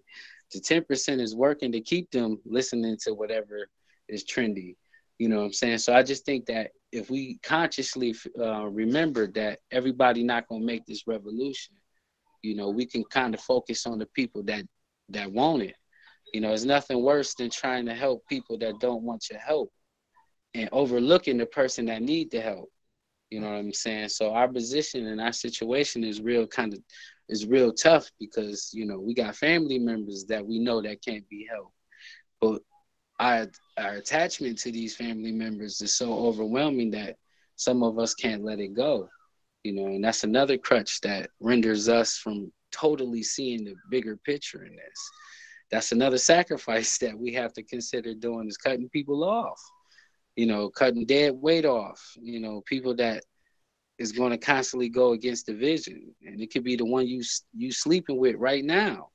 You know, relationships is real complicated in this so-called movement. So, you know, I don't know, you know, where to start, you know, in terms of what would be first. I just know that for everybody that in this movement, and if we can agree on whatever's first, we can be successful. But we have to do it as a group. We have to put our petty differences to a side and see the bigger picture. You know, Malcolm X said we should argue our differences out in the closet and come out as a common front. And, you know, that's something that I think that we need to master, because we know that black people wear their emotions on their sleeve. And because we wear our emotions on our sleeve, it allow our enemy to play both sides and create conflict, such as, you know, the Panthers and whatnot. So, you know, I just think that our history, we have to really Sankofa and go and study our wrongs and come back better so we don't repeat them. Yeah, I agree. Brother Shaka. Yes, sir. I want to ask you, you're a teacher, so you're dropping nuggets on children daily. So I'll ask you, how do we go forward? And for the most part, how should we go forward with teaching the young ones and getting them ready, you know, to circumnavigate through this world as they grow and even as we start to die off? Right. So number one is Our children are new to learn about themselves. Never too young. I don't care if they're 1, 2, just being born. Sing them African songs, teach them how to drum, constantly reinforce our culture, right? Constantly teaching them about our culture. I've taught at Roots Activity Learning Center, Marifa Shule, 2 African center schools, created African centered programs and summer camps. There's absolutely no age of a child that can't learn about our culture and our people. Now we have to chunk it in a way for them to digest it, right? For them to understand. But the first thing I always teach my children, I actually teach in public schools now, but the first thing that because that's an even bigger fight, right? The first thing I teach is that the first man came from Africa, right? Completely blows their mind, some of them, right? Because they're trying to reconcile what they've been taught, what they see from day to day, to what could possibly be true that's coming out this black man's mouth. You know what I'm saying? They're trying to reconcile what their parents have taught them, what they've learned in church, and this is one of the reasons why I said,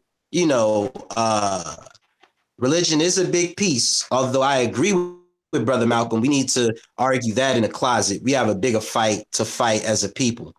But first thing I said, where do you think the first man comes from? It's the first thing I ask any of my students.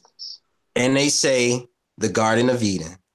They say the first man came from God and is God, or, and most of them think it's a white man. Most of them think that this person is white. And so, it's just like the black doll test, the test that was done years ago I want to say the 50s, and then also done again in the 2000s, and it was the same result. The reason why that is because we're not reinforcing our cultural values and norms. So children are taking on the dominant culture's values and norms, right? Without us even knowing it, without us even believing, knowing it, thinking it's happening, any of that. I gave my students an assignment. I told them, this was probably a group of 5th graders. I said, I want you to watch TV tonight. They was like, you want me to watch TV tonight? I was like, yes, I want you to watch TV tonight. I want you to flick through the channels. Every channel you go through, I want you to make a little tally mark, whether that person is black, white, or Hispanic, right? Mm-hmm. Another thing, you got to make sure children, I feel comfortable talking my race. You cannot have a classroom where the teacher's acting like a slave and teaching children. You got to be unapologetically African, professional, of course, but unapologetically who you are, in order to educate our children and make them comfortable being proud of who they are. You can't teach somebody to be proud of who they are and you're not comfortable in who you are. You understand? So I told them to just do a check mark. So they came back the next day. They said most of the checks were white. Okay. So now they need to know what they're up against. We don't have black media on television. And if we do, we don't have black media, period. But if we do, then usually we're not talking about much of the things that's happening in our neighborhoods, in our communities. Okay. So we're up against a whole lot. So trying to change or trying to help our children see what kind of world they're living in and where are you in this world? Are you going to be the next black scientist to help us figure out X, Y, and Z? Black artists to make us think about things differently? Are you going to be, we're putting these things on their mind so that way they take on the role and responsibility. They know that I'm not just graduating because my mama told me I need to graduate. I need to graduate because I need to be putting myself in a better opportunity to help save my people. When you give a child that mission, then it becomes different. It's not just about me. A lot of our children think that the reason why they're in school is just for themselves. Right. They have to know that it's bigger than them. It's because of their grandmother, their grandfather, their father, their mother. You know what I'm saying? We have to teach children concepts of ancestors. You know, that them being on the earth isn't because of just them or their mom and their daddy. It's even longer, greater legacy that they're creating. We don't come at black children like that. A lot of the teachers that come at black, they're scared of them. So they can't teach them anything. They're scared of them to begin with. So as a black teacher, you cannot be scared of the children that you serve. You have to create a good environment for them so that they know that they're safe. They can say what they feel. You understand the things that are happening in their community. They can speak on it. You understand it's okay to say white people. Because a lot of times black children think that they can't say white because they've been taught that that's racist. And that black people, if you say white, or if you're telling the truth, then you're being racist. And that's not true. So dispelling myths for our children so that way they can grow. Because you can't grow if you can't identify what the issue is. That's true. Very true. Very true. Brother Jones? No, I agree. I don't disagree with anything that was recently said. We do have to be able to facilitate the cultivation of our children. That's a must. One thing that I would want to add is, from my belief, I think that new media was what I would call it, or social media, internet, has to be a part of that equation. Without it, our children will be behind everyone else. And we have to be able to utilize new media and technology better than everybody else. Our children, one thing that we've lost is our kids don't understand they are competing against other ethnicities. That's right. This is a race. And those other ethnicities are just as melanated as us or not. We are in competition. Our kids have this kumbaya understanding of the world, and that's not how the world functions. And unfortunately, what happens is when we get adults, we get slapped in the face with reality, and then we're looking confused and hopeless and wondering why no one loves us. And then we say things like, they're doing this to me because I'm black. No, they're doing this to you because they're racist or they don't respect you, right?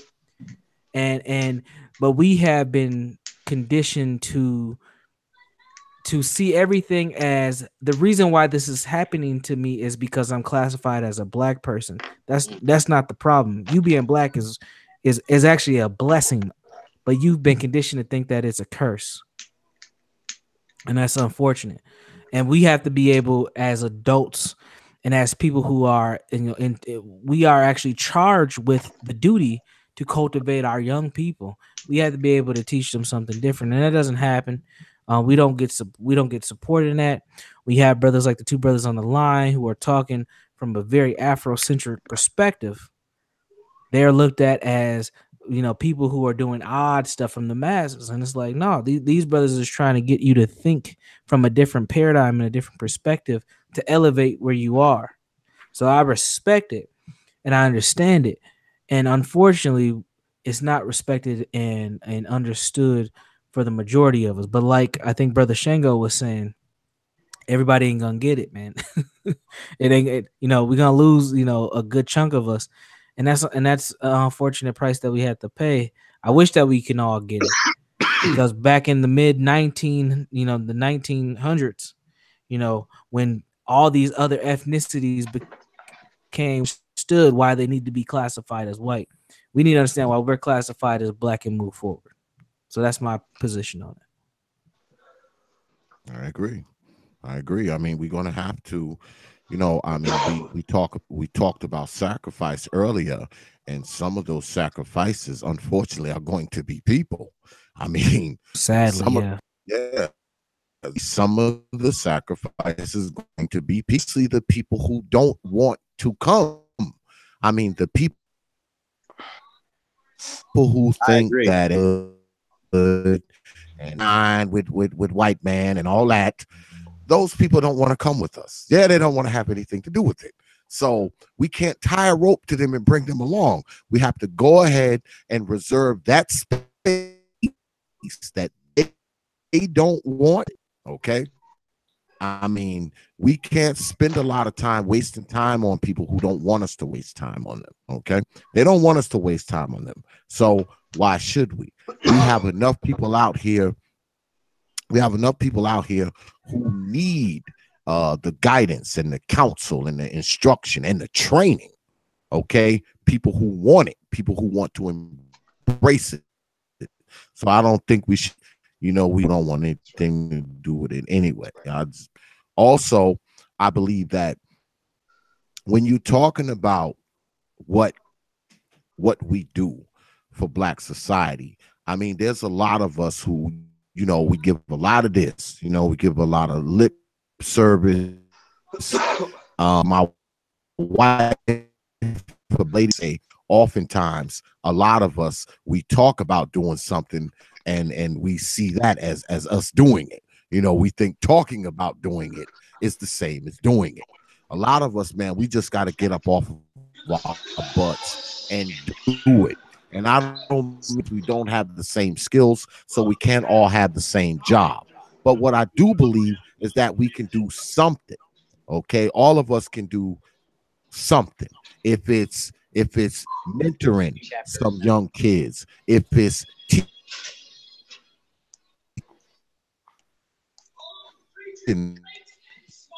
some young, it's me for everybody else. All right. When it comes to me, my company, I'm hiring brothers before I hire anybody. All right. Brothers get first dib at my company. And anybody that knows me and knows about my business, I roll. All right. I'm glad that I'm in a position to help brothers out. I'm glad I'm in a position to hire brothers. I am. Okay. But see, even I know I could be doing more than that. Okay. I can be doing more than that. Like I said, we all don't have the same skills, so we can't all have the same job. Every single, okay, or should I say of us who want to be involved, who want to come, I should say. If every single one of us did something, no matter what it is, teach some kids, mentor some kids, I don't know, donuts, kids, whatever that little thing may be, I think we could move this thing along forward a lot quicker. I really do. I personally, I agree with you, brother. I think what we really need is we need like teams, or like in the Yoruba culture, we would call it egg bays. You know what I'm saying? Right. Like groups of skilled professionals, you know what I'm saying, who are able to train the new group, you know what I'm saying? There should be a rites of passage. Like, so say, for example, I'm an artist, right? I'm an artist. I'm an art educator. I'm an art, anything art related. I could support our community on, whether that's creating murals, that showcase, something to inspire us, whether it's exhibition to showcase new talent, whether it's teaching our babies about the Black image and how important that is. You know what I'm saying? Like, that's something I could do. And that's something that Black artists could do. Black engineers could teach people, like, how to build great infrastructures for our community. Black architects could teach us how to build our own buildings. So, like, we need our own, like, groups, egg bays of, like, skilled, trained craftsmen, professionals, you know what I'm saying, in order for us to, like, actually get certain things done as a nation. Because that's what nations do. Nations organize their workers. They organize their laborers, right? And as they organize their laborers are given tasks that help support, right? And so that's one of the things that we have to do. We have to start looking at our talents and our skills and think about, how can I connect with next brother, sister, and link up our talents and skills, and then, create an institution or help, our communities out in some form or fashion. Our tech, like the brother was saying, Brother Jones, like our tech gurus, there are a lot of Black elders who really would love that support, that like just technology, how to navigate through it, how to work with it, things like that. We should be having seminars and workshops and webinars on things like that, right? To help us update ourselves in order to, make sure our institutions can survive and stay afloat, That's right. So I think is we have to come at it from various point of views, but we have to organize ourselves. We have to organize our skilled laborers,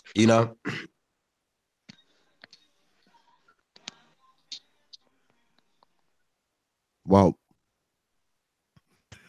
the unfortunate reality is this. I mean, we don't have 1 million or 5 million. We don't have 5 million Shango Oyas. We don't have 5-10 million Brother Joneses.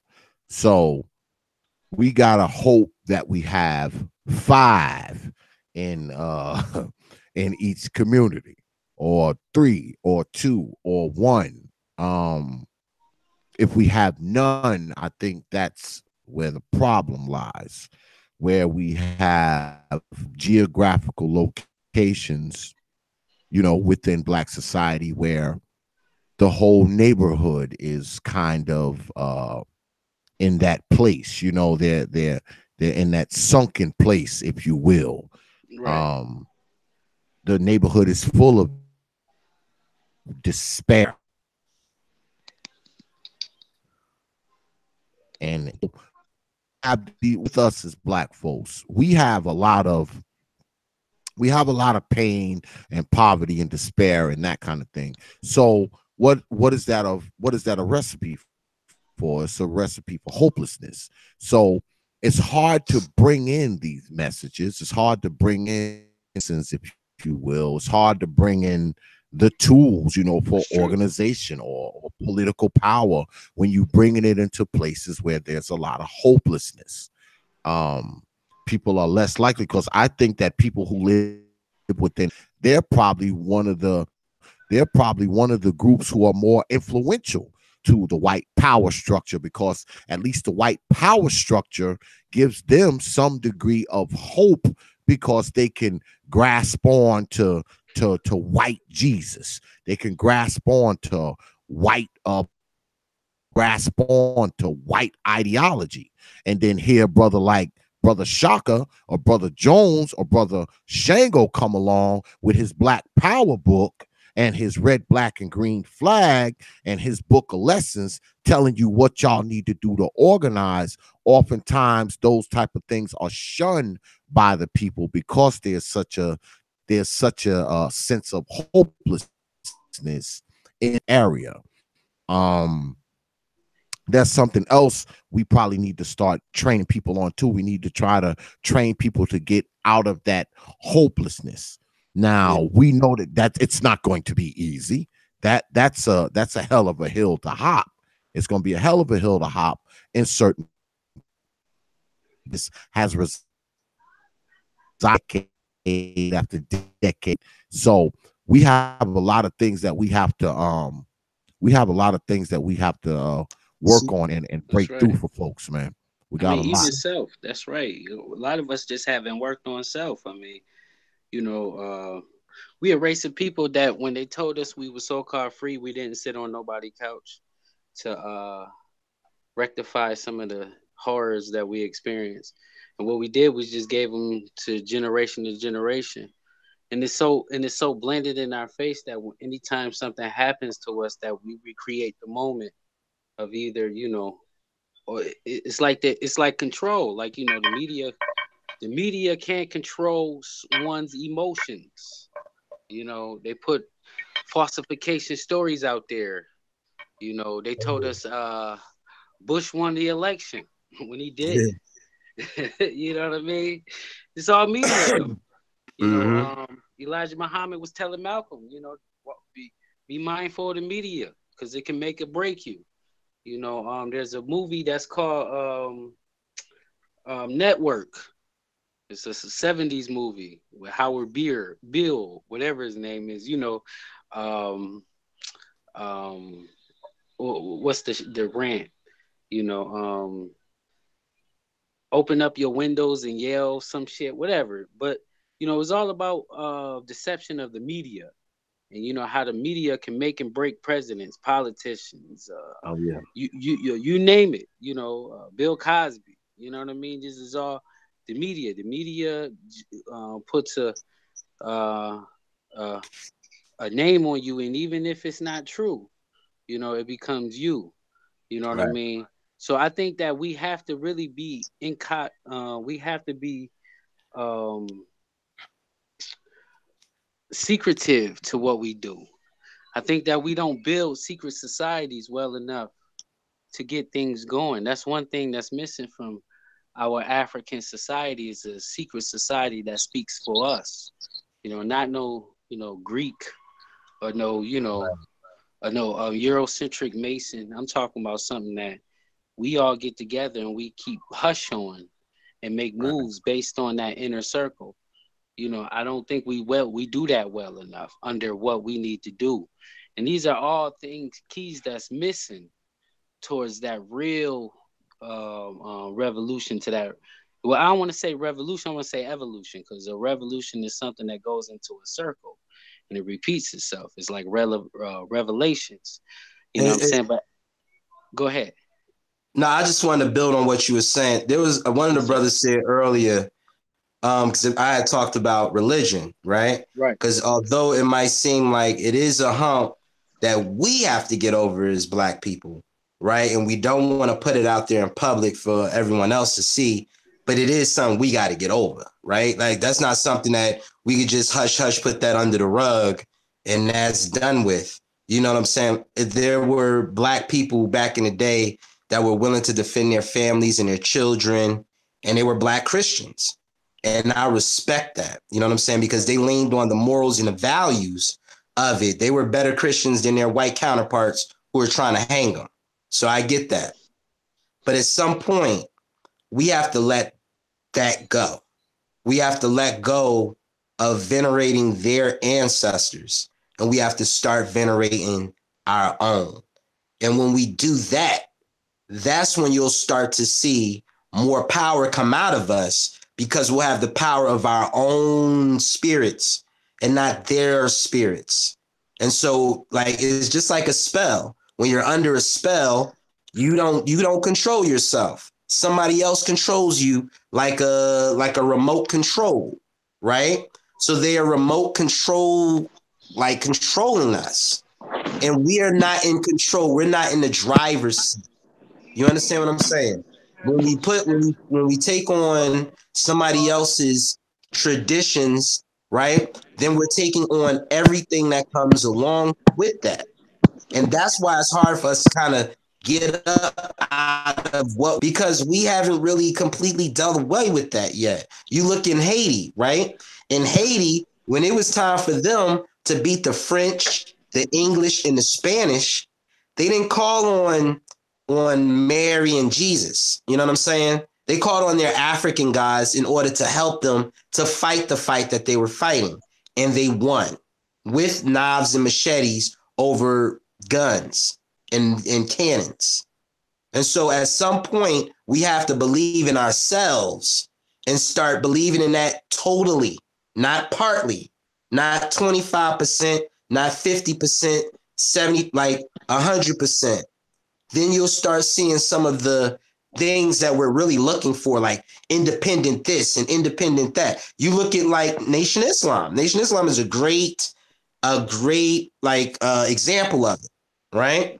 Them and the Shrine of the Black Madonna. Now those are Christian and Muslim groups, right? Started out of like a church, mosque. Now, but when you look at the two, you look at these two traditions, right? The Nation of Islam, if you know anything about traditional Islam and you know anything about the Nation of Islam, you would say that those are kind of like two different things. Yes, almost, just about. They're the way that they practice the belief in the Afrocentric paradigm or the Afrocentric program that goes along with it is a little different from the Arab program that goes along with Sunni. And I don't hope to not disrespect anybody if you're Sunni, right? No disrespect. I'm just saying the idea of doing for self, right? Versus doing for someone else. Same thing with the Shrine of Black Madonna. The brother, I can't remember his name, Cleage. He created a church in Detroit, an Afrocentric church, one of the first churches to showcase a Black Jesus.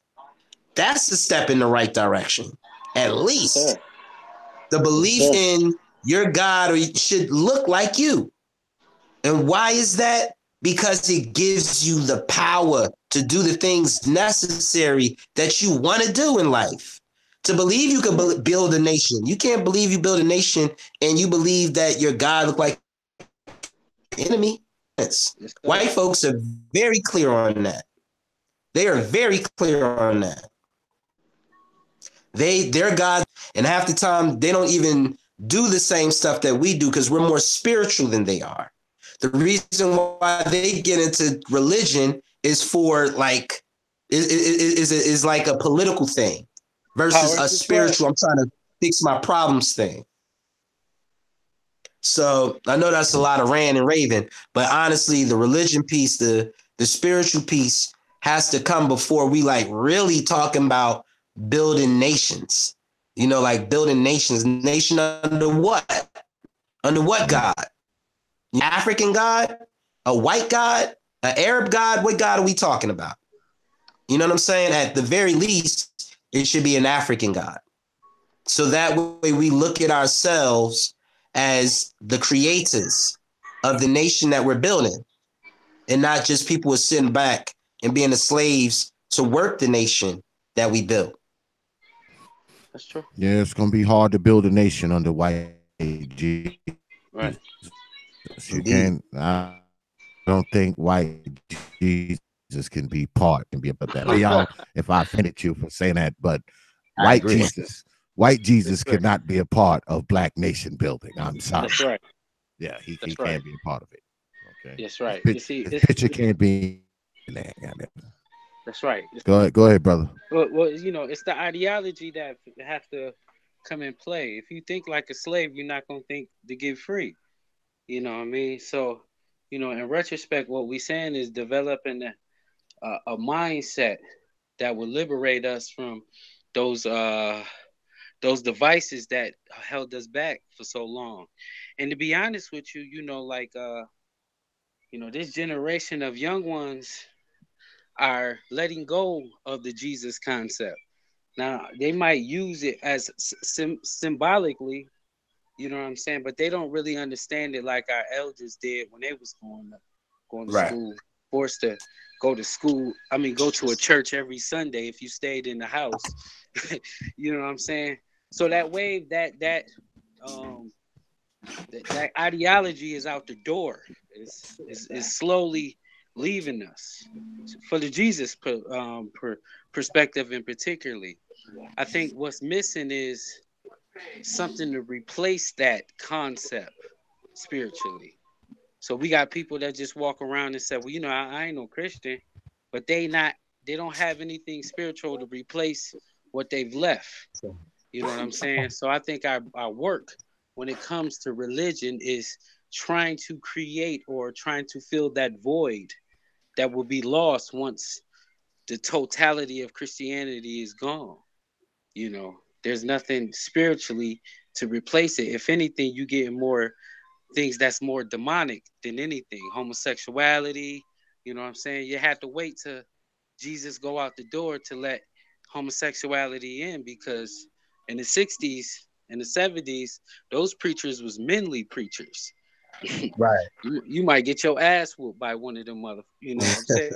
So, you know, these was manly preachers and they wasn't having that foo-foo stuff. So now you have to get the influence out of the way to slide the destruction in. You know what I'm saying? And I just think that that's the course that we're on. They know that it's leaving, so they're replacing it with things that has no real value towards spirituality. In fact, you know, it's an Aleister Crowley type of concept. Do thy will. You know, if it makes you feel good, do it. You know what I'm saying? Because we have to know these white people who have interjected their philosophy into this culture that we call Americanism.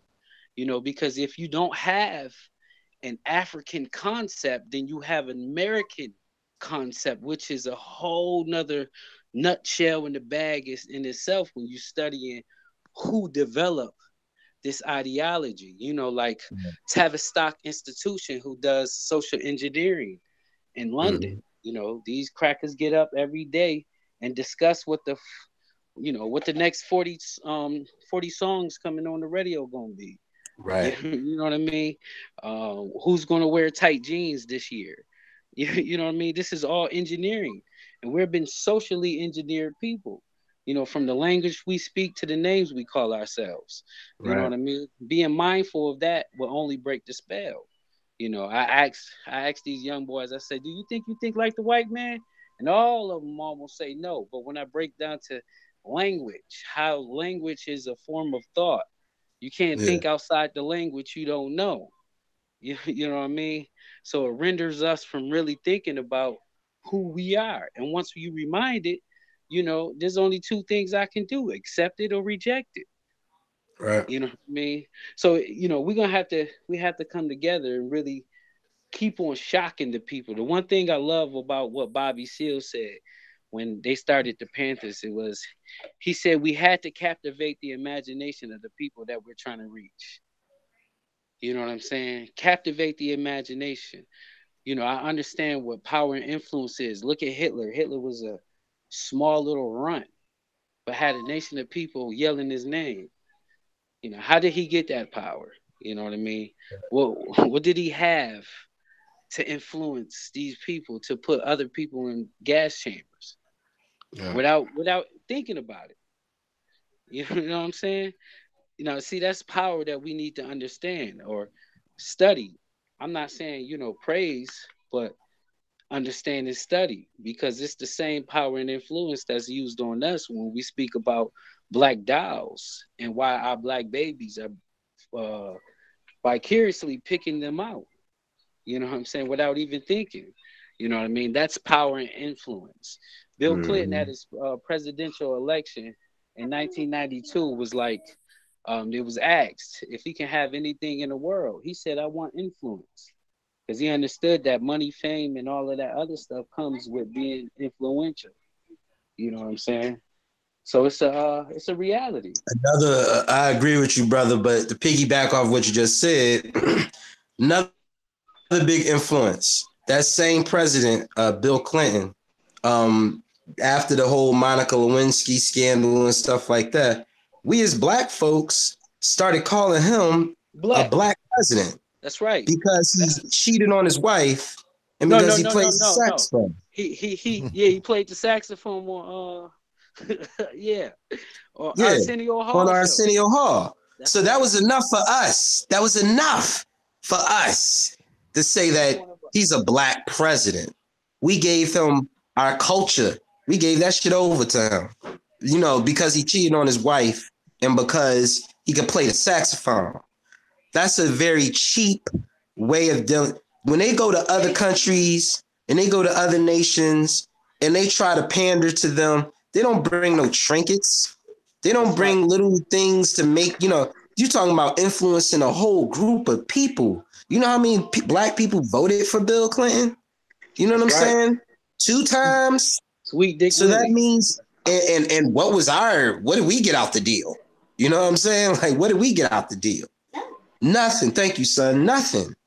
You know what I'm saying? We didn't get anything out of the deal. So we want to be very careful, like who we give our culture to, who we say we put the stamp on. You our man, you our guy. We want to be real careful when we do that. You know what I'm saying? Because Bill Clinton, same thing with Obama. Yeah. Obama, even more so. That's right. Even more so, in my opinion. Because we gave Obama all of this credit, all of this stuff. But then what did he do for us? How many black people were being killed on a day-to-day while Obama was in office? And what did he give us? He gave us Lift Every Voice. And what would he sing? Lift Every Voice and Sing or something like that? Come on, man. We got to stop like taking crumbs and you know what I'm saying? Like trinkets from these people, Symbolism. That's what it is, man. We vibe off of symbolism. You know, we love the symbolic meaning behind nothing. You know what I'm saying? If you just put a statue in the park, we humble. You know what I'm saying? And what a statue is being frozen in time. You know what I'm saying? I'm just saying, like, we don't know enough to ask for what's big. Like, we haven't collectively, we haven't had anything big enough to even ponder what's big. It's like, asking for something that you never even pondered.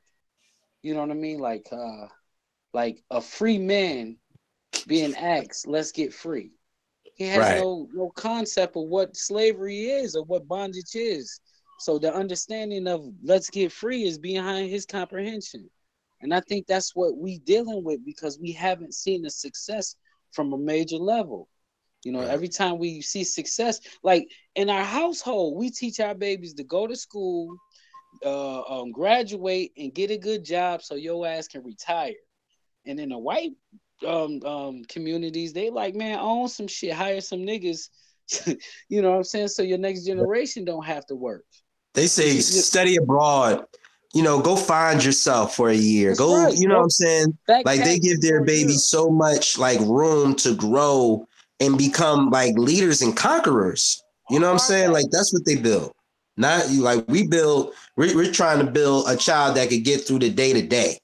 They're trying to build somebody that's going to get somebody like take over their next 3-4 generations. That's right. They do generation building. You know what I'm saying? Right. That's right. We can't even plan for the next 20 years. You know what I mean? There's a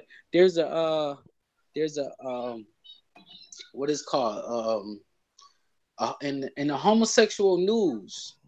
They had a newspaper where they wrote about the Gay Manifesto. If y'all look this online, man, it's up there.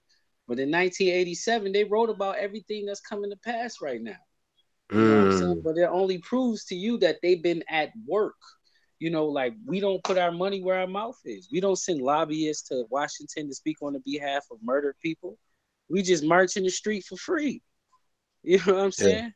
We don't send lobbyists to Washington to to make sure that there's more black people or more contracts out there for black people to take advantage of. We don't do none of that. We don't send nobody to Washington. What we do is we give our money to preachers. Yep. We give our money to preachers, and we expect for a sweet by and by while the white man is having his heaven down here. So our mindset is really messed up. But like the brother said, man, we're going to have to do our due diligence as small groups. Because, I don't really worry about the rest of the world. I was taught if you're not qualified to save somebody while they drowning, you got to let them go. You know what I'm saying? Because you'd be 2 dead niggas in there. You know what I mean?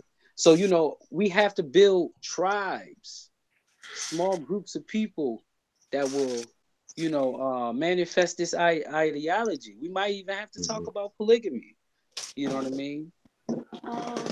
Because what's necessary is for us to organize amongst ourselves. That's a bad word. Like in black society, that's a bad word.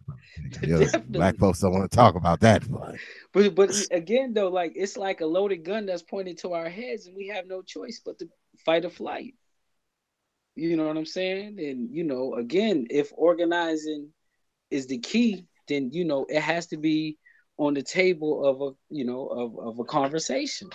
You know what I'm saying? I mean, if you do the ratio of good men and what good black men are, man, we, like you said, these brothers is on the phone. You know what I'm saying? And the reality is it's a lot of good black women who's lonely, who has no, no real masculine direction. So, it's taboo in the black community, true indeed, but it's only taboo because the Bible told us it was wrong. And it don't even do that. Don't even do that. But Christians have verses that they go to. They don't know the Bible in totality. In fact, 95% of the people don't read the Bible. They just listen to what their preachers say. Right. So it becomes law based on certain verses. You know what I mean? And if you promote that and you say it's in there, then they're not going to check the contradiction that's, that follows. You know what I'm saying? I mean, we talking about a book that has 1,001 contradictions. You can do this, no, you can't. He love you, no, we don't. Right. You know You what I'm go from saying? the old to the new. Everything in the old is supposed to be negated by the new. And That's so right. the Old Testament is like the Torah. That's like the Jewish That's book. right. And then the New That's right. Testament is like the Christian book. But The everything in Christian the book old book is refutes what's negated in by the the new. new book. You know, it's That's just right. so much. Why'd you have it all in the same book? You know what I'm saying? That's So right. like there's so That's many right. different conflicts with the That's right. Bible. And to be That's quite right. honest, like our traditions go back way further, you know what I'm That's right. saying, than Christianity. And to be quite honest, Christianity is a periphery religion. I can't Well, remember who said it was maybe Dr. Amos Wilson, but it's a peripheral religion, he meaning tried that to. everything is on a periphery, I had right? a. They take No, go. I had a Christian or a preacher today just, contest me on that. But and again, he wanted to remind me that Christianity comes from Ethiopia. And not realizing that he's not reading out the Ethiopian Coptic. I'm right. just saying that my point is this: is if you're gonna say that you something, then be about what you about. Don't give me a spinned out, regurgitated version by some Europeans and then calling it law. You know what I'm saying? And I'm just saying a lot of people live their life like that. You know what I'm saying? They know they get a little bit of information, but not enough information to liberate themselves from what they really find themselves in. You know what I'm saying? But it's just a grim reality of, you know, being ahistorical. A lot of people are ahistorical. You know what I mean? And they treat that book as if it's a historical book or a history book. Mm-hmm. And then we find ourselves in why we confused. You know what I'm saying? They got gay churches out here with crosses. You know what I mean? I mean, it's just it's a pile of confusion. But what Christianity is, it's the least religion that requires you to discipline yourself. You can be in a club on Saturdays and be at church bright early in the morning praying to God to wash away your sins. And Catholic, a lot of the mobsters are Catholic. If you ever see some of the mob movies, they will get 1,001 sins. So they get to talk to a cracker in a pube, cracker probably playing with himself or whatever, and you just do your Hail Marys, and again your sins is washed away. So it requires you See, no discipline. Christianity, if we know the history of it, right? Like with Christianity, it was started by like little mini groups and groupings and stuff like that. Christianity is one of the most like nationalistic type of religions, right? Because you could be a black nationalist and a Christian. You could be a white nationalist and a Christian. You know what I'm saying? And both of y'all are Christian. You know what I mean? Like, so, you could be a mobster and be a Christian. You could be like, so it's too much of any and everything mixed up into. You know what I'm saying? You could do like you said, you could do a sin today, tomorrow you forgiven if you just say his name, you know what I mean? Like it's not a very disciplined type of tradition. It is one of the most monetarily stable traditions. So really all they're really doing is to collect your money. You know what I'm saying? It's like to collect your money, get your money, and then tell you, something out the Bible to help you get away from me. You know what I'm saying? Like I'm giving you something so you can get the hell out my face. Right? That's right. Jesus is gonna help you. It says it in Timothy 3:45, 50, whatever. So they give these type of prescriptions, right? And then they also lean on your own like way of thinking. So if you're a black Christian, right, they're gonna put a little spin to it. They're gonna add a little spin to it. But at the end of the day, give me your money, right, and get out the door. The same thing with the white nationalists. They're gonna put a little spin to it. End of the day, give me your money, get on out the door. So even the white Christians are being duped by their own system. You know what I'm saying? Like they're being duped by their own system, because those same white Christians will go to the black community and try to take their money. So they're not even living by their white nationalist ideals. So Christianity is a big old jambalaya pot of garbage, you know, built off of like made up things that come from ancient Egypt, to be quite honest, right? Taken from this book and taken from that book, and then given to us as the book. And then we lose out on our own culture and our own history because we're taught that that is the devil. You know, Christianity creates a scapegoat for everything else. Everything else. Don't do that. That's the devil. You understand? Don't do that. That's the devil. So we can't even tap into ourselves, because whatever we do, we're taught that, oh, that's the devil. That's of the devil. And we shouldn't be doing that, you know? So we have to be careful getting caught in that web, being caught with that spell, because we'll never wake up from that spell. And then our children take on that same thought pattern. And then it's hard for them to wake up from that spell. So at what point do we break that spell, you know, and then try to make some real progress? Facts. Yeah, well, I believe, and it's just me, y'all can get mad at me if you want to, that Christianity hurts black folks. I think it's one of the most destructive folks in modern day times, because we already suffer from a Jesus Christ complex. And I think that he has a tendency to pile on to that complex. It's just that usually the face as a substitute to fill in that gap where that Jesus Christ complex takes place. I think there's just a black face to just, you know, to perpetuate it. That's true. So I think it hurts. I think Christianity really hurts black society. We coming to the end of the show, so I'm gonna have all your final thoughts, and I'm gonna start with Brother Jones. I think he came back or not. You still there, Brother Jones? Yeah, I'm back. Yep. You gotta say So yeah, final thoughts. Yeah, we coming.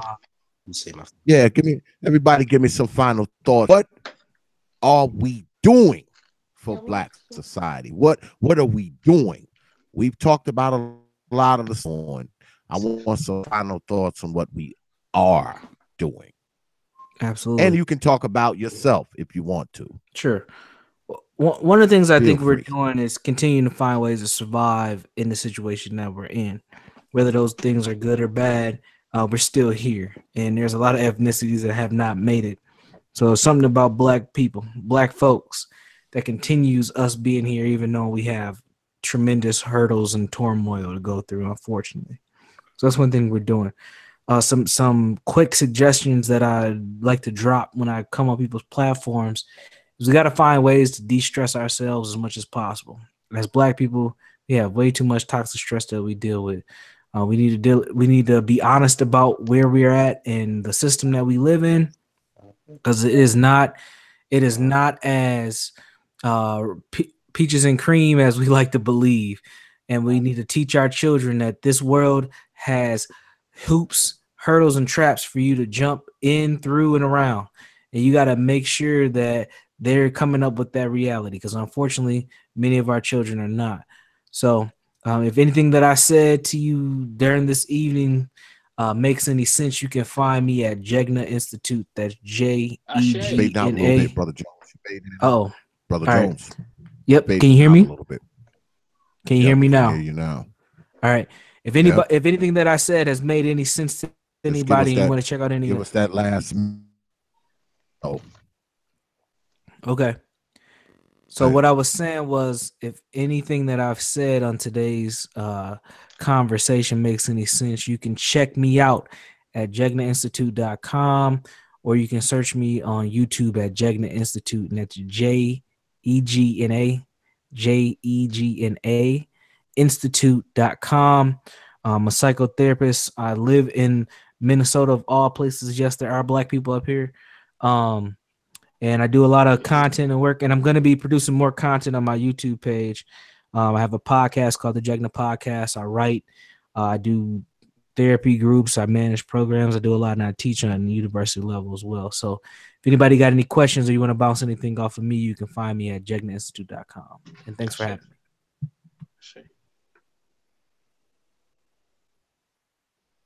Next up, and feel free to put your media or whatever you got. Give me some final thoughts about what we are doing, and feel free to talk about whatever you're doing if you want to, and make sure you let everybody know how they can hit you. Is this for, you want me to go ahead and speak? I know Shango. Yeah, go ahead. Go ahead, brother Shaka. Okay, I'm gonna go ahead and let my son go ahead and take it away. Well, my dad's final thoughts are, our Black communities got to get stronger each day, because each day every Black community gets shut down by the hateism, the gangs, the gun bang, and we all want to get smarter and work harder on our communities. We need more power in our communities, because we have less power each day when someone dies. I say. Mm-hmm. And that's my final thought. That's you gonna have my boy. That's you gonna have me follow up. Boy, let me tell you. Hold on a second. Hold on a second, little fellow. Hold on 1 second, little fellow. I have never had a young fella come up on this platform and speak like that. Now, this is what I want you folks to know out there. And you can get mad at me if you want to. You know I don't give a damn if you get mad at me. These young folks who are going to bring us around that corner. See that little fella that just got done speaking? Okay? See that little fella that just got done speaking? He's right here. See him right here? He's about right here underneath my hand, right here. Can y'all see that? There. You see young fellas like this talking like that. When I see that kind of stuff, young fella, that's hope. I am inspired. I am inspired. And what that tells me, what that is, that your father's doing the right thing, and he's got mad respect for that. And I respect you too, young fella. You understand? I respect you too. Absolutely. All right. Power. I just want to say that to you, young fella. Say it again. Black power. Black power. All right. Black power. That's from the Shakur clan. Ashe. Well, it's on me. I first want to thank you, brother, for having or creating this platform for me to build with three phenomenal brothers. You know what I mean? I definitely can't wait to do this again. And what we are doing is just what we just did today. You know, create a situation where, you know, four of the best minds that America has can literally come together and build for 3 hours without arguing, without fussing and fighting, you know what I mean, without any confusion. I think that tonight we came away with a better understanding, not just for ourselves, but for what is necessary for us to build this liberation freedom fight that we trying to build. As far as me, is we building every day, you know, but you know, for me, I'm just trying to get my information out there. Like I said, I was privileged to take over my grandmother's collection. She happened to have one of the largest conscious collection of DVDs in the world. So, you know, workshops is being built, you know, using Cometflix, you know, there's tons of information on there from kids stuff to whatever, you know. You can reach me at Shango, either on the book or Cometflix on Instagram. What I want to do is, what I like to do is just quote Big Brother Malcolm. He said, you know, we are a race of people that done so much with so little that we're now qualified to do anything with nothing. So we should reach for the moon, because even though we miss, we'll still be amongst the stars, you know, and that's just how I want to leave it. All right. I want to thank these brothers. We were supposed to have Brother Q Butter on too, but he hit me up. He's stuck in this. He couldn't be able to show up tonight.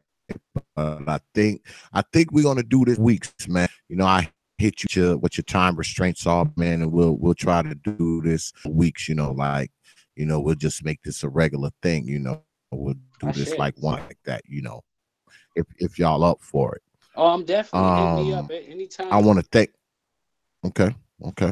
I want to thank all y'all brothers, for coming on tonight. Because I said this at the top of the show. I have immense respect for others.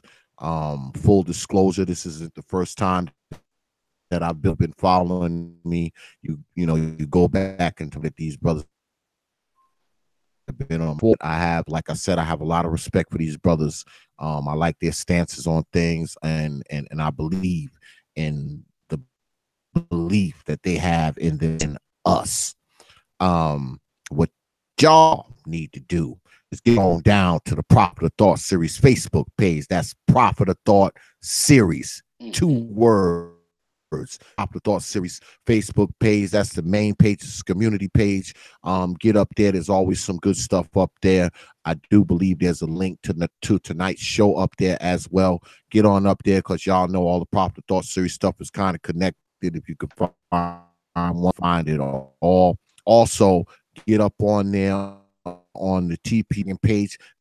That page is a personal page. You can send a friend's request. It gets clicked quick. And also, make sure you get on the Proper Series fan group page. On that page is all 3,000 members. So get on up there, request to be a member. I spoke to the admins. They're going to let you in there quick. Become one of the 3,000. There's always some good stuff up there. It's a fan group, so to believe it or not, there's very little of my stuff up there. There's other people up there. They post stuff up there all the time. So you don't just run his mouth. He posts some good stuff up there too, running their mouth as well. So get on down there and check that out. Also, check us out on WhatsApp and Instagram. That's right, the Prophet of Thought on Instagram. Go ahead and follow us on Instagram. You guaranteed to get a follow back. Also, check me out on Twitter. That's at team. That's at team. Go ahead, follow me on Twitter, because if you don't, I'm gonna haunt you in your dreams tonight. God damn it! So get on down there and follow us on. Also, make sure you get on down there to the old Prophet of Thought Series webpage. It's www.don'teventryit.wikifoundry.com. www.don'teventryit.wikifoundry.com. Get on down there. There's always some good stuff down there. There's links to other pages. There's links to news sites. Also, you can check me out. You go into my old archives, check me out from the old Nubia Hood radio days. Like I said, it's down there, and I know I tell y'all about this every time to the site. Make sure you get down to the Tribute to the Fallen page. The Tribute to the Fallen page is something that I've been doing years. There are people on there who have died by street violence and or police violence, and call a tribute to the Fallen carousel. People, you will recognize some of the people, you will not. I tell y'all every week, I have been getting pictures and I have been putting them up, y'all. So if you know somebody who has met an early demise, whether it be by police violence or street violence, send me the photo and their name, and I will make sure they get up on the Tribute to the Fallen carousel. Like I said, it's something that's very, very important to me. I've been doing it for a while, and I feel like a tribute is around. So make sure you get by the old TPOT website and check out Tribute to the Fallen. I want to thank everybody out tonight. I want us in the chat for doing what they supposed to do. I also want to thank you for showing up tonight and spending some time with us. It's appreciated. Make sure week's same station, we'll be right back here on the old TPOT YouTube page with a good topic, something to open your mind. I want to thank my most honorable guest, brother Brandon Jones, brother Shaka, and brother Shango. I appreciate it. And we have to do this again. All right. Absolutely. Peace and love. Love. Young fella. I ain't forgot about you. You too, young fella. You can come back too. You welcome next time. Yes, sir. All right. Black power. Black power. All right, my man. That's right. So, all right. See y'all, brothers. All right. Peace. With that. Sure. All right. Peace, brother Shaka. Sir. I will leave you with 3 words, like I always do. Open your mind. And we out of here, y'all.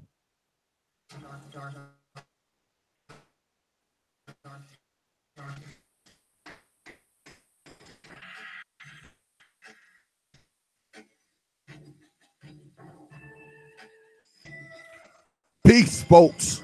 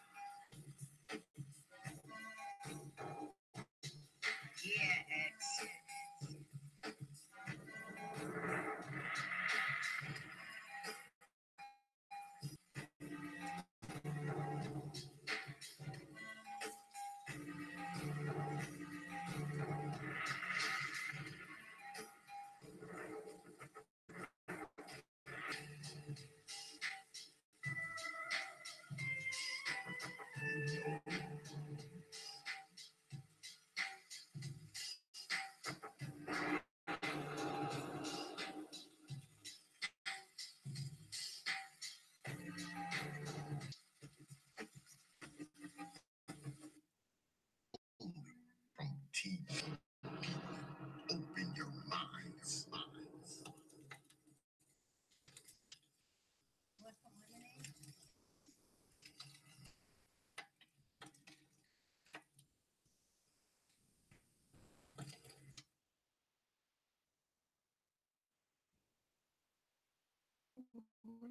Be tall.